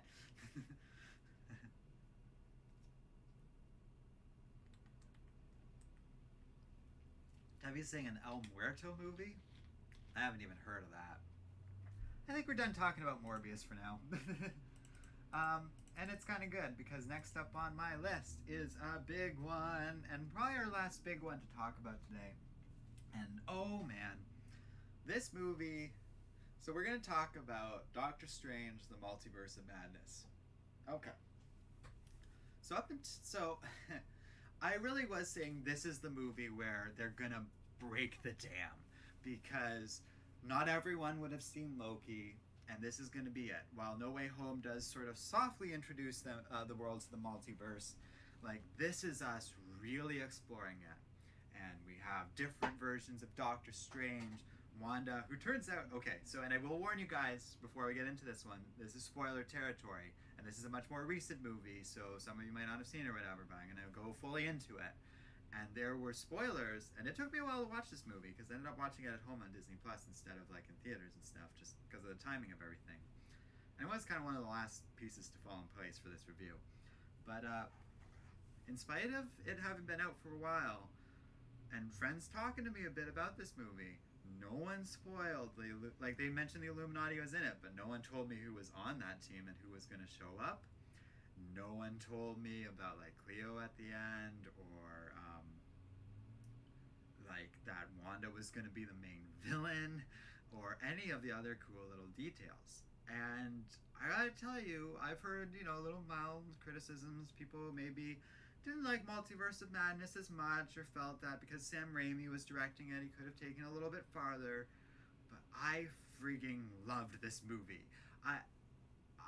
I liked it potentially more than No Way Home. I thought it was ambitious and clever and creative. I thought Sam Raimi friggin' knocked it out of the park, bringing in his classic, like, Evil Dead style camera movements, shots, and even just his general sense of horror, and infusing it into this movie and putting in some pretty grim, brutal, and like heavy-hitting stuff in a movie that must have still been PG-13, because they did kind of dance around the gore and stuff, but they still managed to get into some pretty dark things. And the movie felt like the kind of thing where it's like, yeah, there would be some intense stuff where if I were a kid and I watched that, I would be a little creeped out by like the scene where Wanda's like emerging from a reflection and she's just looks like a straight up zombie, or some of the other more intense moments like Black Bolt's head getting blown off. That stuff would have definitely frightened me as a child, but it was never too intense that it would have been overwhelming. And like overall, I would have loved this movie as a kid because there's just so many exciting and awesome things happening. And we had the Illuminati showing up. John Krasinski's Doctor Strange was amazing. Professor X showing up, which that was so cool. A genuine surprise when his voice came on, and a true delight. Not even just a cameo. He had a pretty significant role in the story, and straight up got to have a confrontation with Scarlet Witch. Which, seeing a full live-action version of that, where he goes into her mindscape and sees the original Wanda, and then like the villain Wanda, which is our Wanda from the MCU, kills him.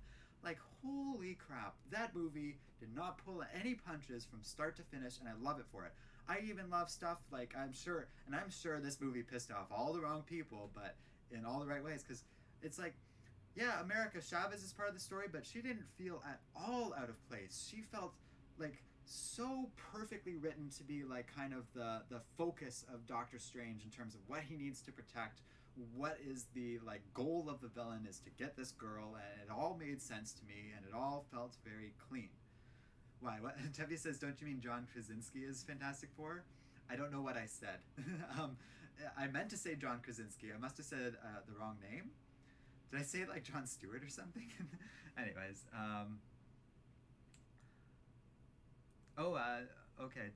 Tevye said this a while back, but I missed it. He was saying Spider-Girl Mayday Parker deserves a movie because I love that character, and she's the daughter of Peter Parker and Mary Jane and deserves a shot. Well, in the long list of characters I had that could carry a Sony movie, that's definitely one of them for sure. Tevye was saying, I personally liked Wanda as a villain because that actually makes sense. I agree, Sam Raimi killed it with Doctor Strange. It felt like a breath of fresh air. Anyways, yeah. So, yeah, and then Bublin, you were saying what happened, but I don't know what you mean in reference to, or what, so whatever. But, yeah, a really kind of pitch-perfect movie. Yeah, I agree about, like, Shadowcatcher, it's good to see you again, too. Greetings from American Samoa, I believe. Or, like, greetings from me to American Samoa, I should say. If I'm remembering right. But what was I going to say? So, it was interesting that Wanda... I didn't expect this, and I kind of thought she would be sort of a secondary villain, but I really liked how she was the primary villain, and Shuma Gorath was like a misdirect. That was so good to me. Like, that was a good twist that I didn't see coming. I was like, oh shit, so she's behind it all, and she's going to be the main villain, and she's going to be a deadly villain who is not redeemed at the end, is straight up responsible for so many people suffering. She takes an innocent, normal, well, not normal, but like an innocent Wanda Maximoff who's living happily with her children in Earth 838, corrupts the woman and uses that body as a vessel to slaughter people, injure that version of Wanda, and like use her as an instrument to do brutal things to like the Illuminati and various like other characters like from that universe, like Doctor Strange. Well, not from that universe, from the 616 universe, like Doctor Strange and stuff.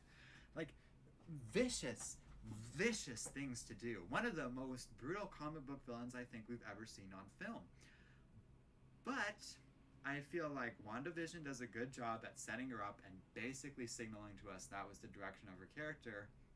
And also, when you compare it to... my partner was asking me after we watched the movie, like, because I talked a bit about it, like, but how it compared in terms of quality to Wanda and her, like, decimation and her breakdown in the comics. And I said, and I stand by this opinion, in my opinion, the film actually handled all that stuff much better than the comics, which were very gendered in how they went about it. And it felt very much like that trope of a powerful woman either has to face like mental instability or in some level can't control her power, or she's just evil. In comparison, MCU Wanda, it really feels like that could have happened to anyone. If the positions were reversed and Vision had to rip a gem out of Wanda's head and it all came for nothing, and then Vision created this family and then they too were lost and you could never see them again.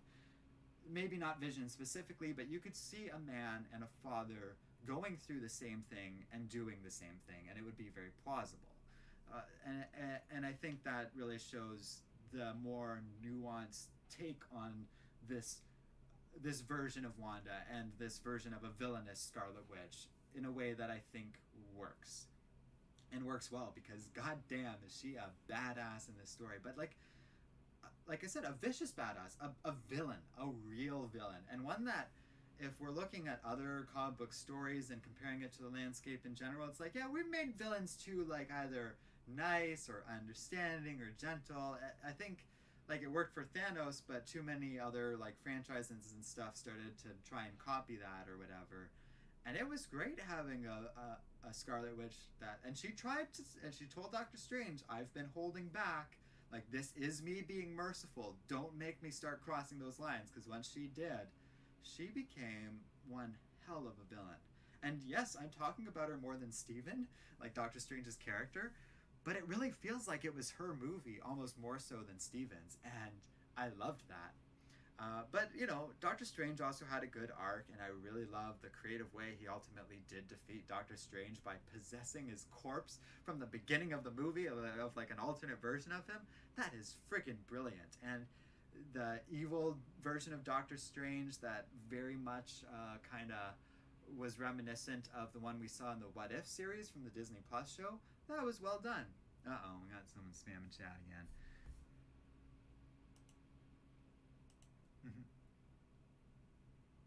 Oh, and so yeah, Tevye was agreeing this version of Scarlet Witch is better than like the Bendis one. He was saying Wanda decimated everyone in the Illuminati, which I was so happy about that.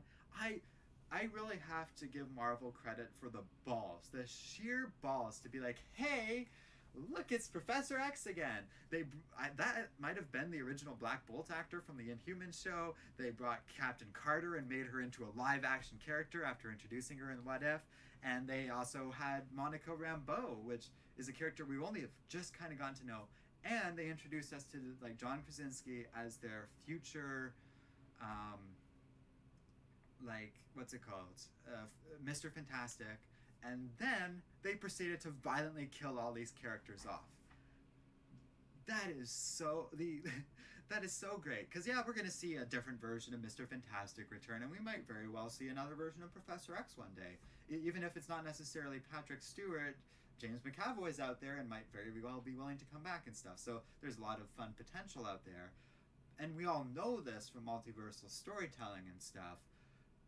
But it still felt significant. It still felt brutal, and it's still significant to that world. I also love the design of Earth 838. They didn't put a ton of attention on it, which I think was brilliant. Like, it's kind of just something in the background, but it's like everything's this lush green and there's nature everywhere, but all the humans are dressed in grays and blacks and really plain, dull clothing. And then they have like the pizza balls and stuff, but it's like, yeah, but it's all just like a human-like civilization, but one that just doesn't quite have the same culture, and things didn't quite work out the same way. And that's really fun for me. That's a refreshing take on a multiverse. They didn't they didn't go in the direction of like, oh, well, just an apocalypse world or anything like that. They had a truly creative alternate universe that was interesting and nuanced, and a great way to introduce the incursions. And yes, so unlike all the other stuff, and I kept trying to warn people, like, it wasn't going to happen in WandaVision, it wasn't going to happen in Loki, it wasn't going to happen in No Way Home, it was going to happen here. But here, Marvel very much did, for the first time, tip their hand into what, like, Phase 4 and 5 and 6 are going to look like for the MCU.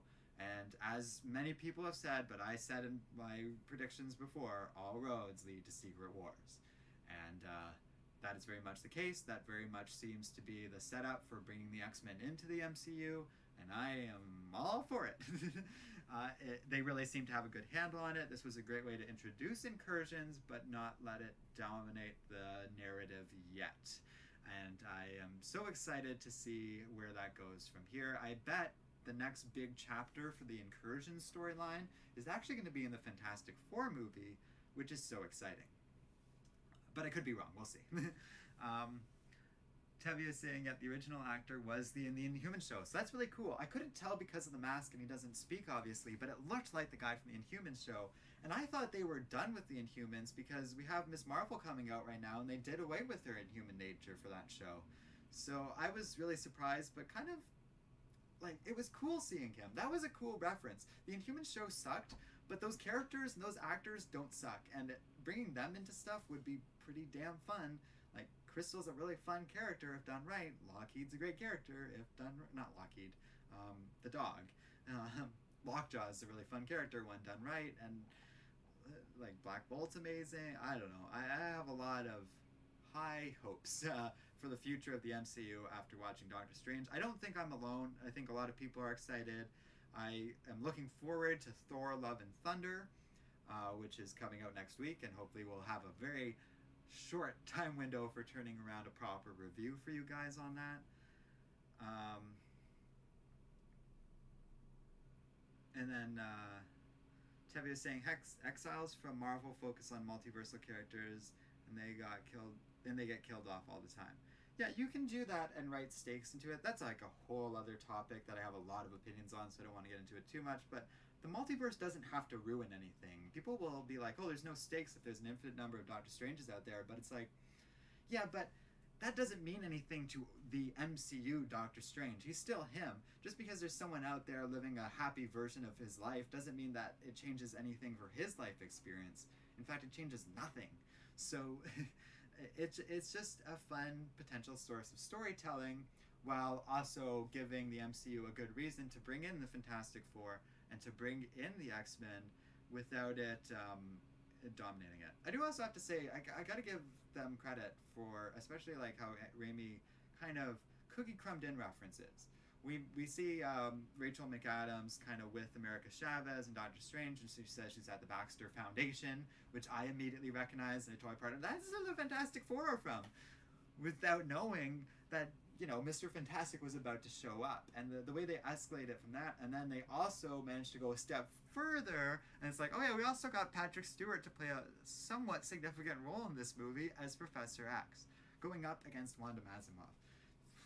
It's so cool, and it really does have me optimistic.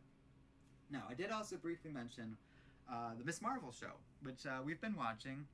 I think we're on 3 or 4 episodes at this point, out of 6, 8, I don't know how many, but it's pretty good. It's actually the lowest rated in terms of ratings for the Disney Plus shows, but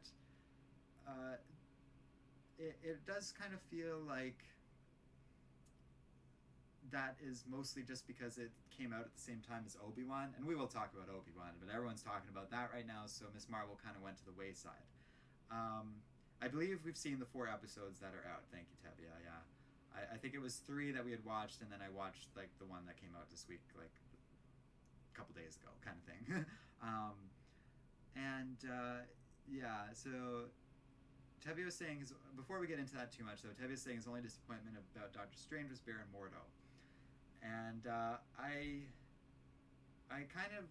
get what he's saying. I get exactly what he's saying in terms of the like critique, because he's barely in the movie, and he was set up in the movie before as being a potential villain. And while he is kind of a secondary antagonist in the story, he very much is really just on the level of someone like Professor X, or who else do we have? Like Mr. Fantastic in terms of their significance in the role in the movie, but I don't know. It's not like they got rid of his character, or we know what Baron Mordo's up to in the 616 MCU universe. But I'm very curious, like, what's to come of all of that. Because, like, the 616 Baron Mordo is dead set against sorcery and stuff like that, but doesn't actually appear at all, as far as I can tell, in the Multiverse of Madness, unless I missed something. So, you know, I'm kind of wondering. I feel like he probably will show up in Doctor Strange 3, which looks like it's going to bring in, like, is it Clea or Clea? And the Dark Dimension again and stuff like that, and maybe Baron Mordo will make a return there. But regardless, it didn't even bother me. I recognized it, like, oh yeah, sure, Baron Mordo had a way diminished role compared to what I expected, but I didn't hate it, because it's not like they killed off the character, got rid of him, or anything like that either. Tebby was saying Captain Carter was fun, but damn, the second she's sliced in half, that was brutal. Yes, her death and Mr. Fantastic's death were shocking in terms of how far they went with them. And Black Bolt too. Like, they were all brutally killed by Wanda. And that gets into... I really was impressed by the ballsiness around that character's writing. I think that has a lot to do with Sam Raimi and whoever wrote the movie. They really did a good job with it. But yeah, so Ms. Marvel, Tevye did confirm, has 2 episodes to go, but we're going to review what is out now. I think, okay, so on the one hand, I love how, like, the character was cast. I love her family and how they were cast.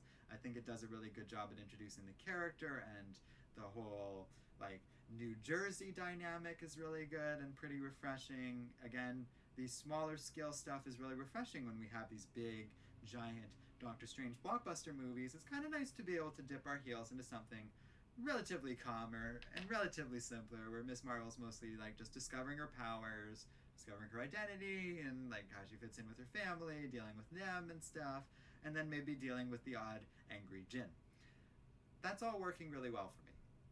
What I like a lot less, and this is significantly a problem for me, is it feels like they've watered down her powers and made them more, like, generic superhero-y stuff compared to what I think is really important to the character. Her ability to shapeshift, and for it to be all kind of biological looking. Like, she doesn't have weird blue energy stuff in the comics, and it bothers me. It bothers me beyond just it being a visual thing and it being a comic book thing. It feels like it diminishes her character and makes her more like a generic superhero than something unique to her as a character. And so I kind of have a bit of a big problem with Ms. Marvel. As much as I have been enjoying the show and find it refreshing and a little more energetic than something like Hawkeye, I got a problem with it. Like, that bothers me, and it feels like it's done for budgetary reasons, which is a little bit more understandable than, like, it just being a Hollywood ego thing where they just want to be different than the comics. And I understand making her not an Inhuman.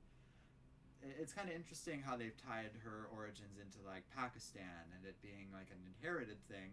That's all okay. It's the change in the powers that really bothers me, because there's nothing about those powers that are distinct to Jinn that couldn't just be explained by her being, like, kind of shapeshifty. If anything, it kind of almost works. Like, she's got, like, a small offshoot of these genie powers. And it's like, sure, a genie could shapeshift or whatever. Like, why not? It almost is like a little flavor of, like, the Aladdin genie there. And, like, I get Jinn are supposed to be different, but it's along those lines kind of thing, right? So it could have worked. Tebby was also saying that he liked the mid-credits scene, which was interesting, while the post-credits scene was a fun joke. I actually didn't realize that the pizza ball guy initially was Bruce Campbell when he showed up in the main movie, and only recognized him in the post-credits scene, and then I was delighted, because of course Sam Raimi had a Bruce Campbell cameo. How could he not? And it was perfect. It was so good. Tebby's saying, I don't like the power change in the Ms. Marvel show. It really bothers me.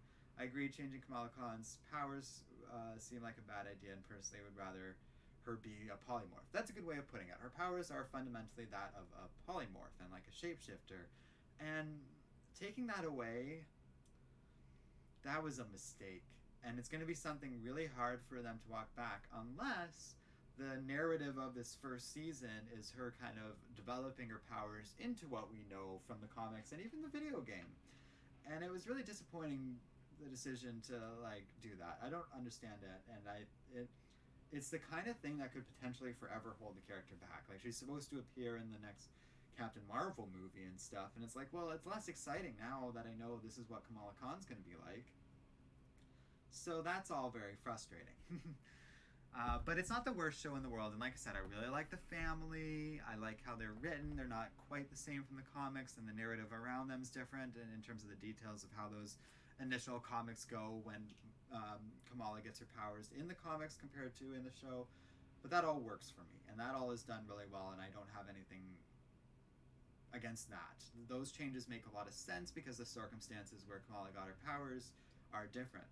But I thought it would have been fun if they wrote in some sort of scenario where she got exposed to Terrigen Mist or something like that. And that was especially surprising given that we just saw Black Bolt in a cameo, so it's not like the Marvel's done with the Inhumans or anything like that either. So the choice to make her not an Inhuman when she's kind of one of my favorite Inhumans is a little disappointing as well.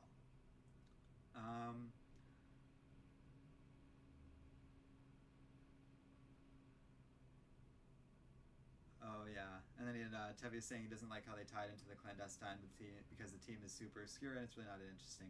It feels like they're just using that name for a group of Jinn that she's interacting with, which is fine, but it is like a bit of a waste of that name for a superhero team and stuff, and it is a bit unnecessary. They're fine as villains, I feel like it kind of works to provide her some backstory, but it is a lot less interesting than the stuff I've seen from other Ms. Marvel comics as in terms of villains and antagonists for Khan to face. So yeah, that all sucks a lot. But on the other hand, another show that is actively running right now is The Boys. I've talked about The Boys before. I actually hadn't watched season 2 because The Boys can be very intense and it's just a little hard to watch sometimes just because it's almost like too real sometimes. When we get into the stuff with sexual assault or the Nazi stuff from season 2, it's very realistic and it's a little hard to watch sometimes because it just breaks my heart a little bit because it's just such, there's a lot of reality in The Boys. But you know,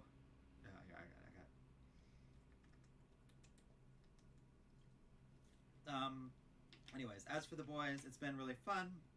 There's a lot of interesting stuff going on with that show. I don't want to get... This is one where I think we can dance around the spoilers a little bit for stuff that's like actively coming out. Only yesterday an episode came out, and I've seen that, and I loved it. But I don't want to give away too much because there's people who might not have even seen that episode yet and are otherwise caught up. The episode before that showed Herogasm was a really fun misdirect from the show, and I won't get much more into that, but it's well cast as a show. I love how Jensen Ackles, who Eric Kripke was the creator of Supernatural, went on to create The Boys, so it made a lot of sense for him to wind up casting Dean from Supernatural as a character here now that Supernatural's done. So him as Soldier Boy has been really fun, and I like all those old superheroes from that era like showing up basically as the structure of the season for season 3 of The Boys, and so far that's all been really fun, and each episode does kind of feel like its own thing while also what's it called, like, I gotta just keep reporting these. I got so crazy that YouTube like is that bad at this.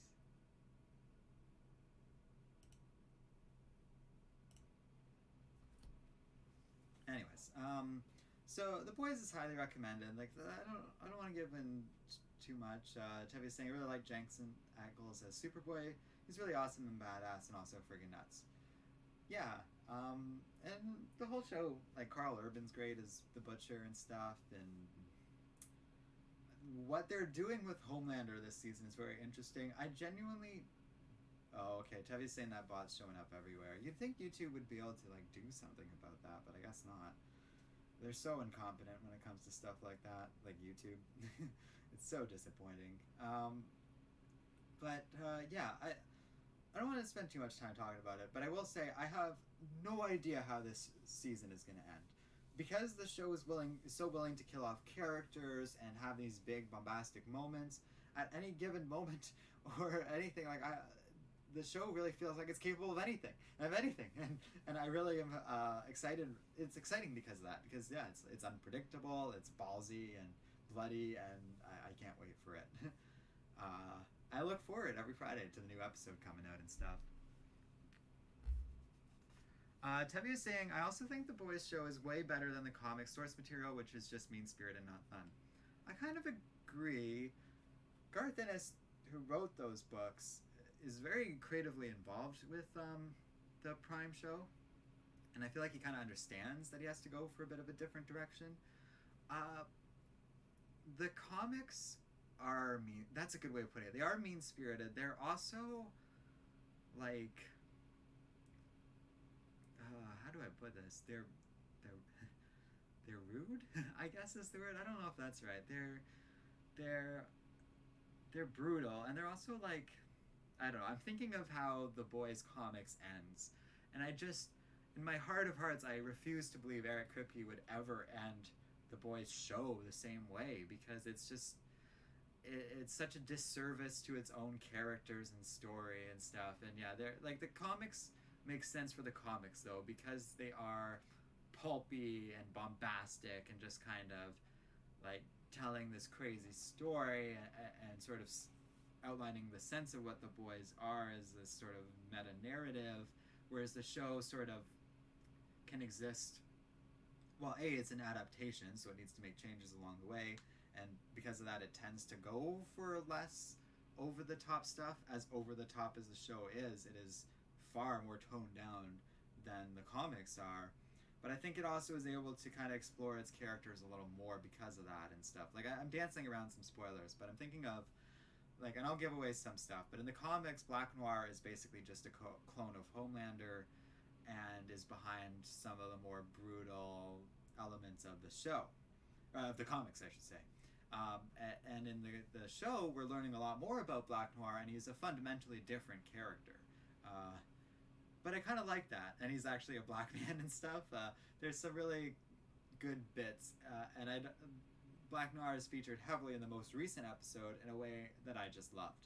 And he's kind of one of my favorite characters from The Boys, the show, which is oddly funny, and maybe one of my least from the comics, to get an idea of, just to give you guys an idea of how different the comics and the show really are. Alright, I'm kind of getting tired, but we only have so much more to go. I guess I'll do everything I promised, but yeah, I'm really starting to run out of steam as we're getting into hour 2 of this insanely long review. But next up is Obi-Wan and some of the other Book of Boba Fett and stuff.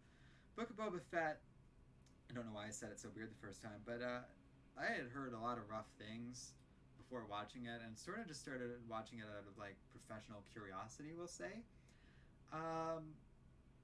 It was alright. It wasn't as bad as some people say. It definitely like made some very bizarre choices when it came to Boba Fett's character, and him becoming a crime lord instead of a bounty hunter was so dumb. But Obi-Wan, on the other hand, really felt fun and stuff, and pretty consistently good. There's definitely some episodes stronger than others, but it was cool seeing Ewan McGregor back in Obi-Wan, and in a way that was so much better than anything from the prequels. It almost feels like Obi-Wan is closer to like what a prequel story should have been for those Star Wars movies. Tevye's saying it was Book of Boba Fett was fine at best. I agree, but I really liked Obi-Wan. I thought it had a nice little narrative arc to it. It's crazy that they managed to get like James Earl Jones back for it, as well as Hayden Christensen for what is a pretty small role. And even like Ian McDiarmid came back to play the Emperor. Like, it's pretty impressive overall. Tevye said he thought Obi-Wan was good as well. Yeah, I don't have like a ton of things to say. It was good. There's little elements of it, like it does feel low budget at times. It does feel like it could have maybe been a tighter more coherent story as just a movie instead of dragged out to 6 episodes. But on the whole, I did enjoy it, and I did enjoy it. It did feel almost a little episodic, where we're going to a different place each episode and stuff, and that definitely carried it forward a lot for me. And on the whole, it definitely felt like the right direction for Star Wars, I guess. Tevi said, I don't get why people hate Obi-Wan show. I mean, it does stretch things. Like, when the show came out, people made a pretty interesting defense of, like, oh, it kind of makes sense that Leia wouldn't necessarily know him. But then by the end of the show, when he's like, oh, just pretend you don't know me, they're definitely stretching credulity a lot with that sort of business. Or like Luke being unconscious so he never sees the lightsaber. And it's like, okay, why involve the twins so much if we're going to dance around continuity that badly? But it almost doesn't matter. Like, if you treat it as its own thing, it works pretty well. But it's also silly to do that, because it's like, well, those movies exist. We can't pretend they don't exist. So it's the kind of show that goes to a lot of lengths to justify its own existence. Let's put it that way. Debbie says, the one negative is third sister, but I don't blame the actress for it. I blame more of the writing. And I mean, I like how the character was written. They just kind of didn't do anything with her in the second half of the series, and her role was ultimately pointless. And then there's a lot of stupidity around that character as well. Like, she made the mistake of not, like, doing a confirmed kill on the first Inquisitor. And then he made the same mistake in not making sure she died. So, like, when Vader turned on her. So that was all silly. But her fight against Vader was friggin' awesome. That was so well done, where Vader's not even trying and just, like, knocking him around. And then Vader had a similar fight earlier in the series against Obi-Wan, where he's just, like, fighting in one hand and just playing with him. Literally just playing with Obi-Wan, being like, what the fuck is this? And then... I swore. I don't normally do that in streams, but whatever. But then he grabs Obi-Wan with, like, his force powers and just starts dragging him through the fire. That was kind of the show at its best. So Obi-Wan had a lot to enjoy, and kind of does feel like, oh, you know, these Star Wars shows have potential, but I really don't know what Disney's plans are for Star Wars other than just turning it into a series of TV shows for now. Like, do they want to make any more movies? Because it doesn't feel like it. And it does definitely feel like Obi-Wan was supposed to be a movie at one point. So Disney's behavior around that is odd, to say the least. I don't fully understand it. I don't really know what they're going for. They just seem to be making shows at this point without any clear plan. Whatever. We haven't really talked about it much, but I also have been keeping tabs on Doctor Who, and really have to say, been disappointed in Doctor Who. Since Chibnall took over and Jodie Whittaker became the Doctor, Chibnall, who did Torchwood and also Broadchurch, which is a show I really like, even if it doesn't have anything to do with Doctor Who or comic books or anything, but he's been a goddamn nightmare when it comes to the Doctor and how he writes her character and stuff like that. And all of it is just so bad. And everything that's come out this year, there's weird specials with, like, the fish people and stuff, the most mind-numbingly empty episodes. And it's so disappointing that the first female Doctor has had one of the worst showrunners in the entire series' history. And that's become more and more apparent to me as I've been watching through some of the old classic Doctor Who stuff. And it's just so, like, Jodie Whittaker, and it's not her as an actor, like, she's fine as a performer. Like, what she is given to work with as the Doctor in terms of the writing from this era has been so bad. But I did want to bring it up because Russell T Davies, who did the Tennant and Ninth Doctor, I'm blanking on his name, but because he was only around for 1 year, but he's a big actor name. The original revival creator is coming back to take over Doctor Who, and they're bringing back, like, companions and stuff like that, and David Tennant and Catherine Tate are apparently going to return, so there's a lot of refreshing and interesting stuff with Doctor Who happening, and I'm really looking forward to it. On the other hand, like, Secrets of Dumbledore was just bad. We were kind of talking about that at the beginning of the stream, but these movies just keep getting worse. Crimes of Grindelwald was messy enough, and maybe Secrets of Dumbledore is a little bit better than that, but like Harry Potter's in a mess right now, and I don't know what the plan is. I don't know what the plan is with Star Wars. Tabby was saying, I agree, the writing to the recent Doctor has been disappointing. Granting, I kind of dropped off Doctor after the 13th. Well, it's not like you're missing anything.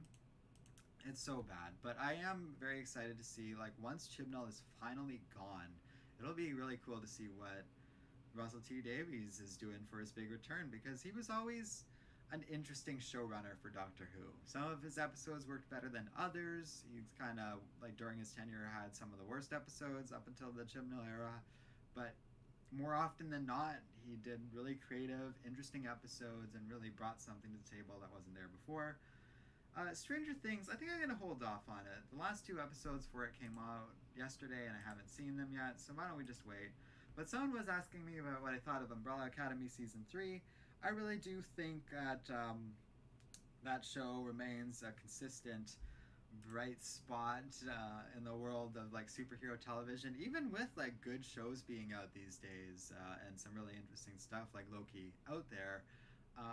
Umbrella Academy manages to make itself distinct and unique, and Season 3 I liked a lot more than Season 2, which I felt kind of dragged out at certain points. Season 3 felt like it just kept moving at a good pace, had some really fun plot points to it, reminded me a lot more of Season 1, and I loved it. I thought they handled Elliot's transition nicely.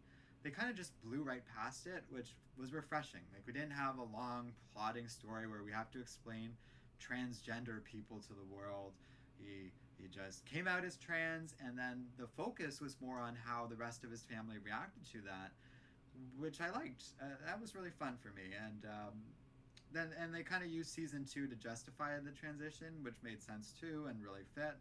And on the whole, yeah, Umbrella Season 3 was great. I don't know what they're planning for the future of that show, because every season's just so unpredictable and wild, but Hargreaves apparently has taken over the world, and that will be interesting. And his wife's back, which they actually set up all the way back in Season 1, which I didn't even realize. But they did. They showed her before. And it'll be interesting to see how the world has been changed yet again. What I am curious about is Elliot Page's character, once again, is very directly, it feels like, responsible for the world almost ending. And it's almost like Victor is destined and built to destroy the world in a way I don't fully understand. Tabby was saying, I assume you mean Russell T Davies recently did a show called The Time Traveler's Wife, which was an interesting show. That's pretty cool. I heard some stuff about that. It got canceled but kind of stood alone as its own series recently. I'll have to check that out. I didn't know if Davies is behind it. That's pretty interesting. But yeah, we were talking about Umbrella Academy. I don't have much else to say. I love the cast. I love the new characters. The whole new Sparrow Academy was well cast, and they all had interesting powers and were well done. They took on a much more significant role than in the comics, and I quite enjoyed that, especially Luther's adorable romance with the one that has like levitation powers and stuff, and she's also like the scientist of the Sparrow Academy. She was interesting, and I'm glad, well, we don't know what happened to her, but I'm glad she was a presence like throughout the Season 3, as opposed to some of them that kind of got killed off pretty early from the Sparrow Academy. So yeah, Umbrella Academy Season 3, great from start to finish, really enjoyed it, really looking to Season 4. And our last one, and it's not even really a review, it's just something I kind of threw on as an afterthought. I'm sorry guys, my throat's getting so sore from talking this long for this straight, and this energetically too, so I'm throwing out words at a pretty high volume pretty quickly.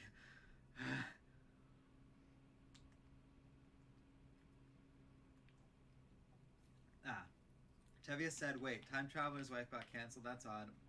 I assumed it finished its story for Season 1 and didn't know the show got canceled, but oh well. My understanding was that Time Traveler's Wife was built in a way, and I haven't seen it yet, so this is just like stuff I've read from our television on Reddit, it was, most people thought it was a miniseries, but apparently HBO Max recently canceled it or something like that. But because it's a standalone miniseries, they probably felt okay doing that because they weren't leaving people in the lurch or anything like that. It told its story or whatever. If Russell T Davies is behind it, that makes me very interested in watching that show. I have to be honest. He's a pretty creative and interesting dude. But yeah, like the fact that you assume too that it finished its story is kind of where it's like not that big of a loss.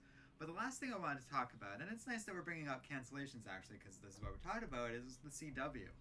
Now, I'm not caught up on a lot of the CW shows post Crisis of Infinite Earths.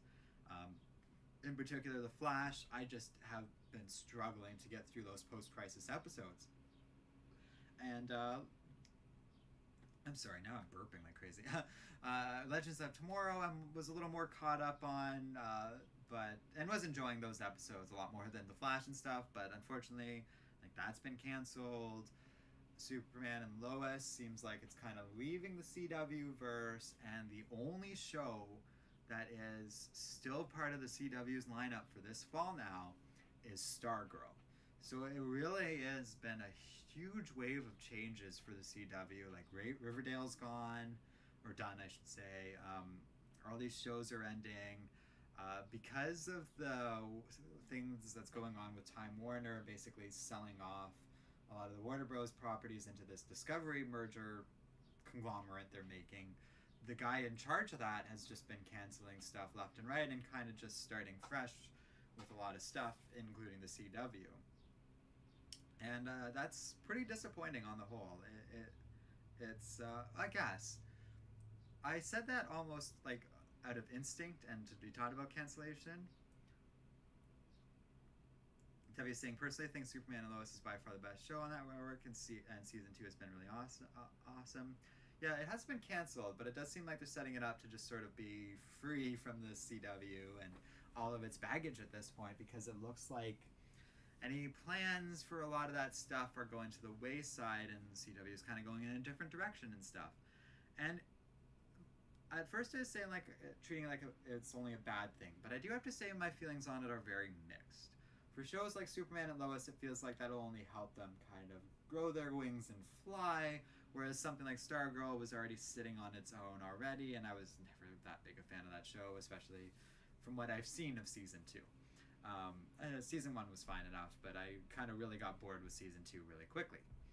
So part of why I'm not all down on it is it does potentially free up the CW or HBO Max to maybe get into doing some television adaptations for these characters and having a little bit more fun with them. Maybe getting some more in line with like the creative energy of Doom Patrol and stuff like that. So while it is sad that some of these shows are going, some of them have been going for a really long time and feel like they've lived their course. The Flash comes to mind. Legends of Tomorrow is the sad situation because that show was really fun. A lot of people like that, myself included. But I don't want to be too down on it for that reason, because it's like, well, yeah, we got some potential here, right? Like, it doesn't have to be the end of the world either if they, can make something out of it. Tevi is also saying, apparently we are getting a Ruby crossover with Justice League animated movie for next year.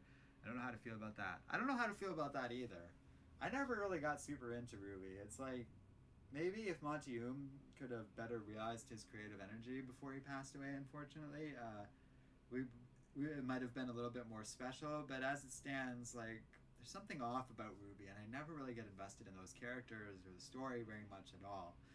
A crossover with Justice League is interesting enough. I almost have to watch that, just out of sheer curiosity, and it's been so long since I've seen anything from Rooster Teeth. I'm intrigued, but that is a strange choice. That I get what Tevye said about. I don't know how to feel about that. Tevye says, personally, I like Stargirl. It's been really awesome, tons of fun. I don't know why, but the second season with the stuff has not had me engaged, but that's just me. Anyways, I am exhausted. I am not used to streaming for any length of time, let alone 2 hours. So I think I'm going to wrap it up there. Tevye's in Gotham Knights is getting a show, but it looks really bad and a complete train wreck. I've heard that, but, at least we're getting a Gotham Knights video game that looks a little more promising. Anyways, I gotta stop talking.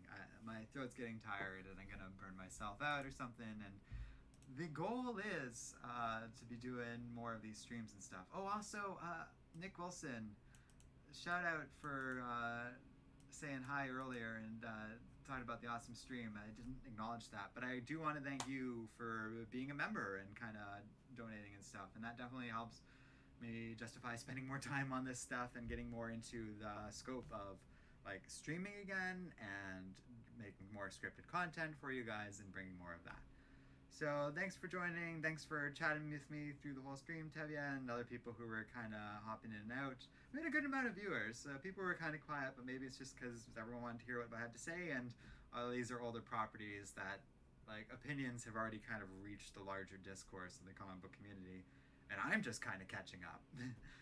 But hopefully I can kind of stay on top of it right now, and like, I want to be doing more streams next week in general, but that should include Thor, Love, and Thunder. So, we'll see you guys around, and until next time, y'all have a good day.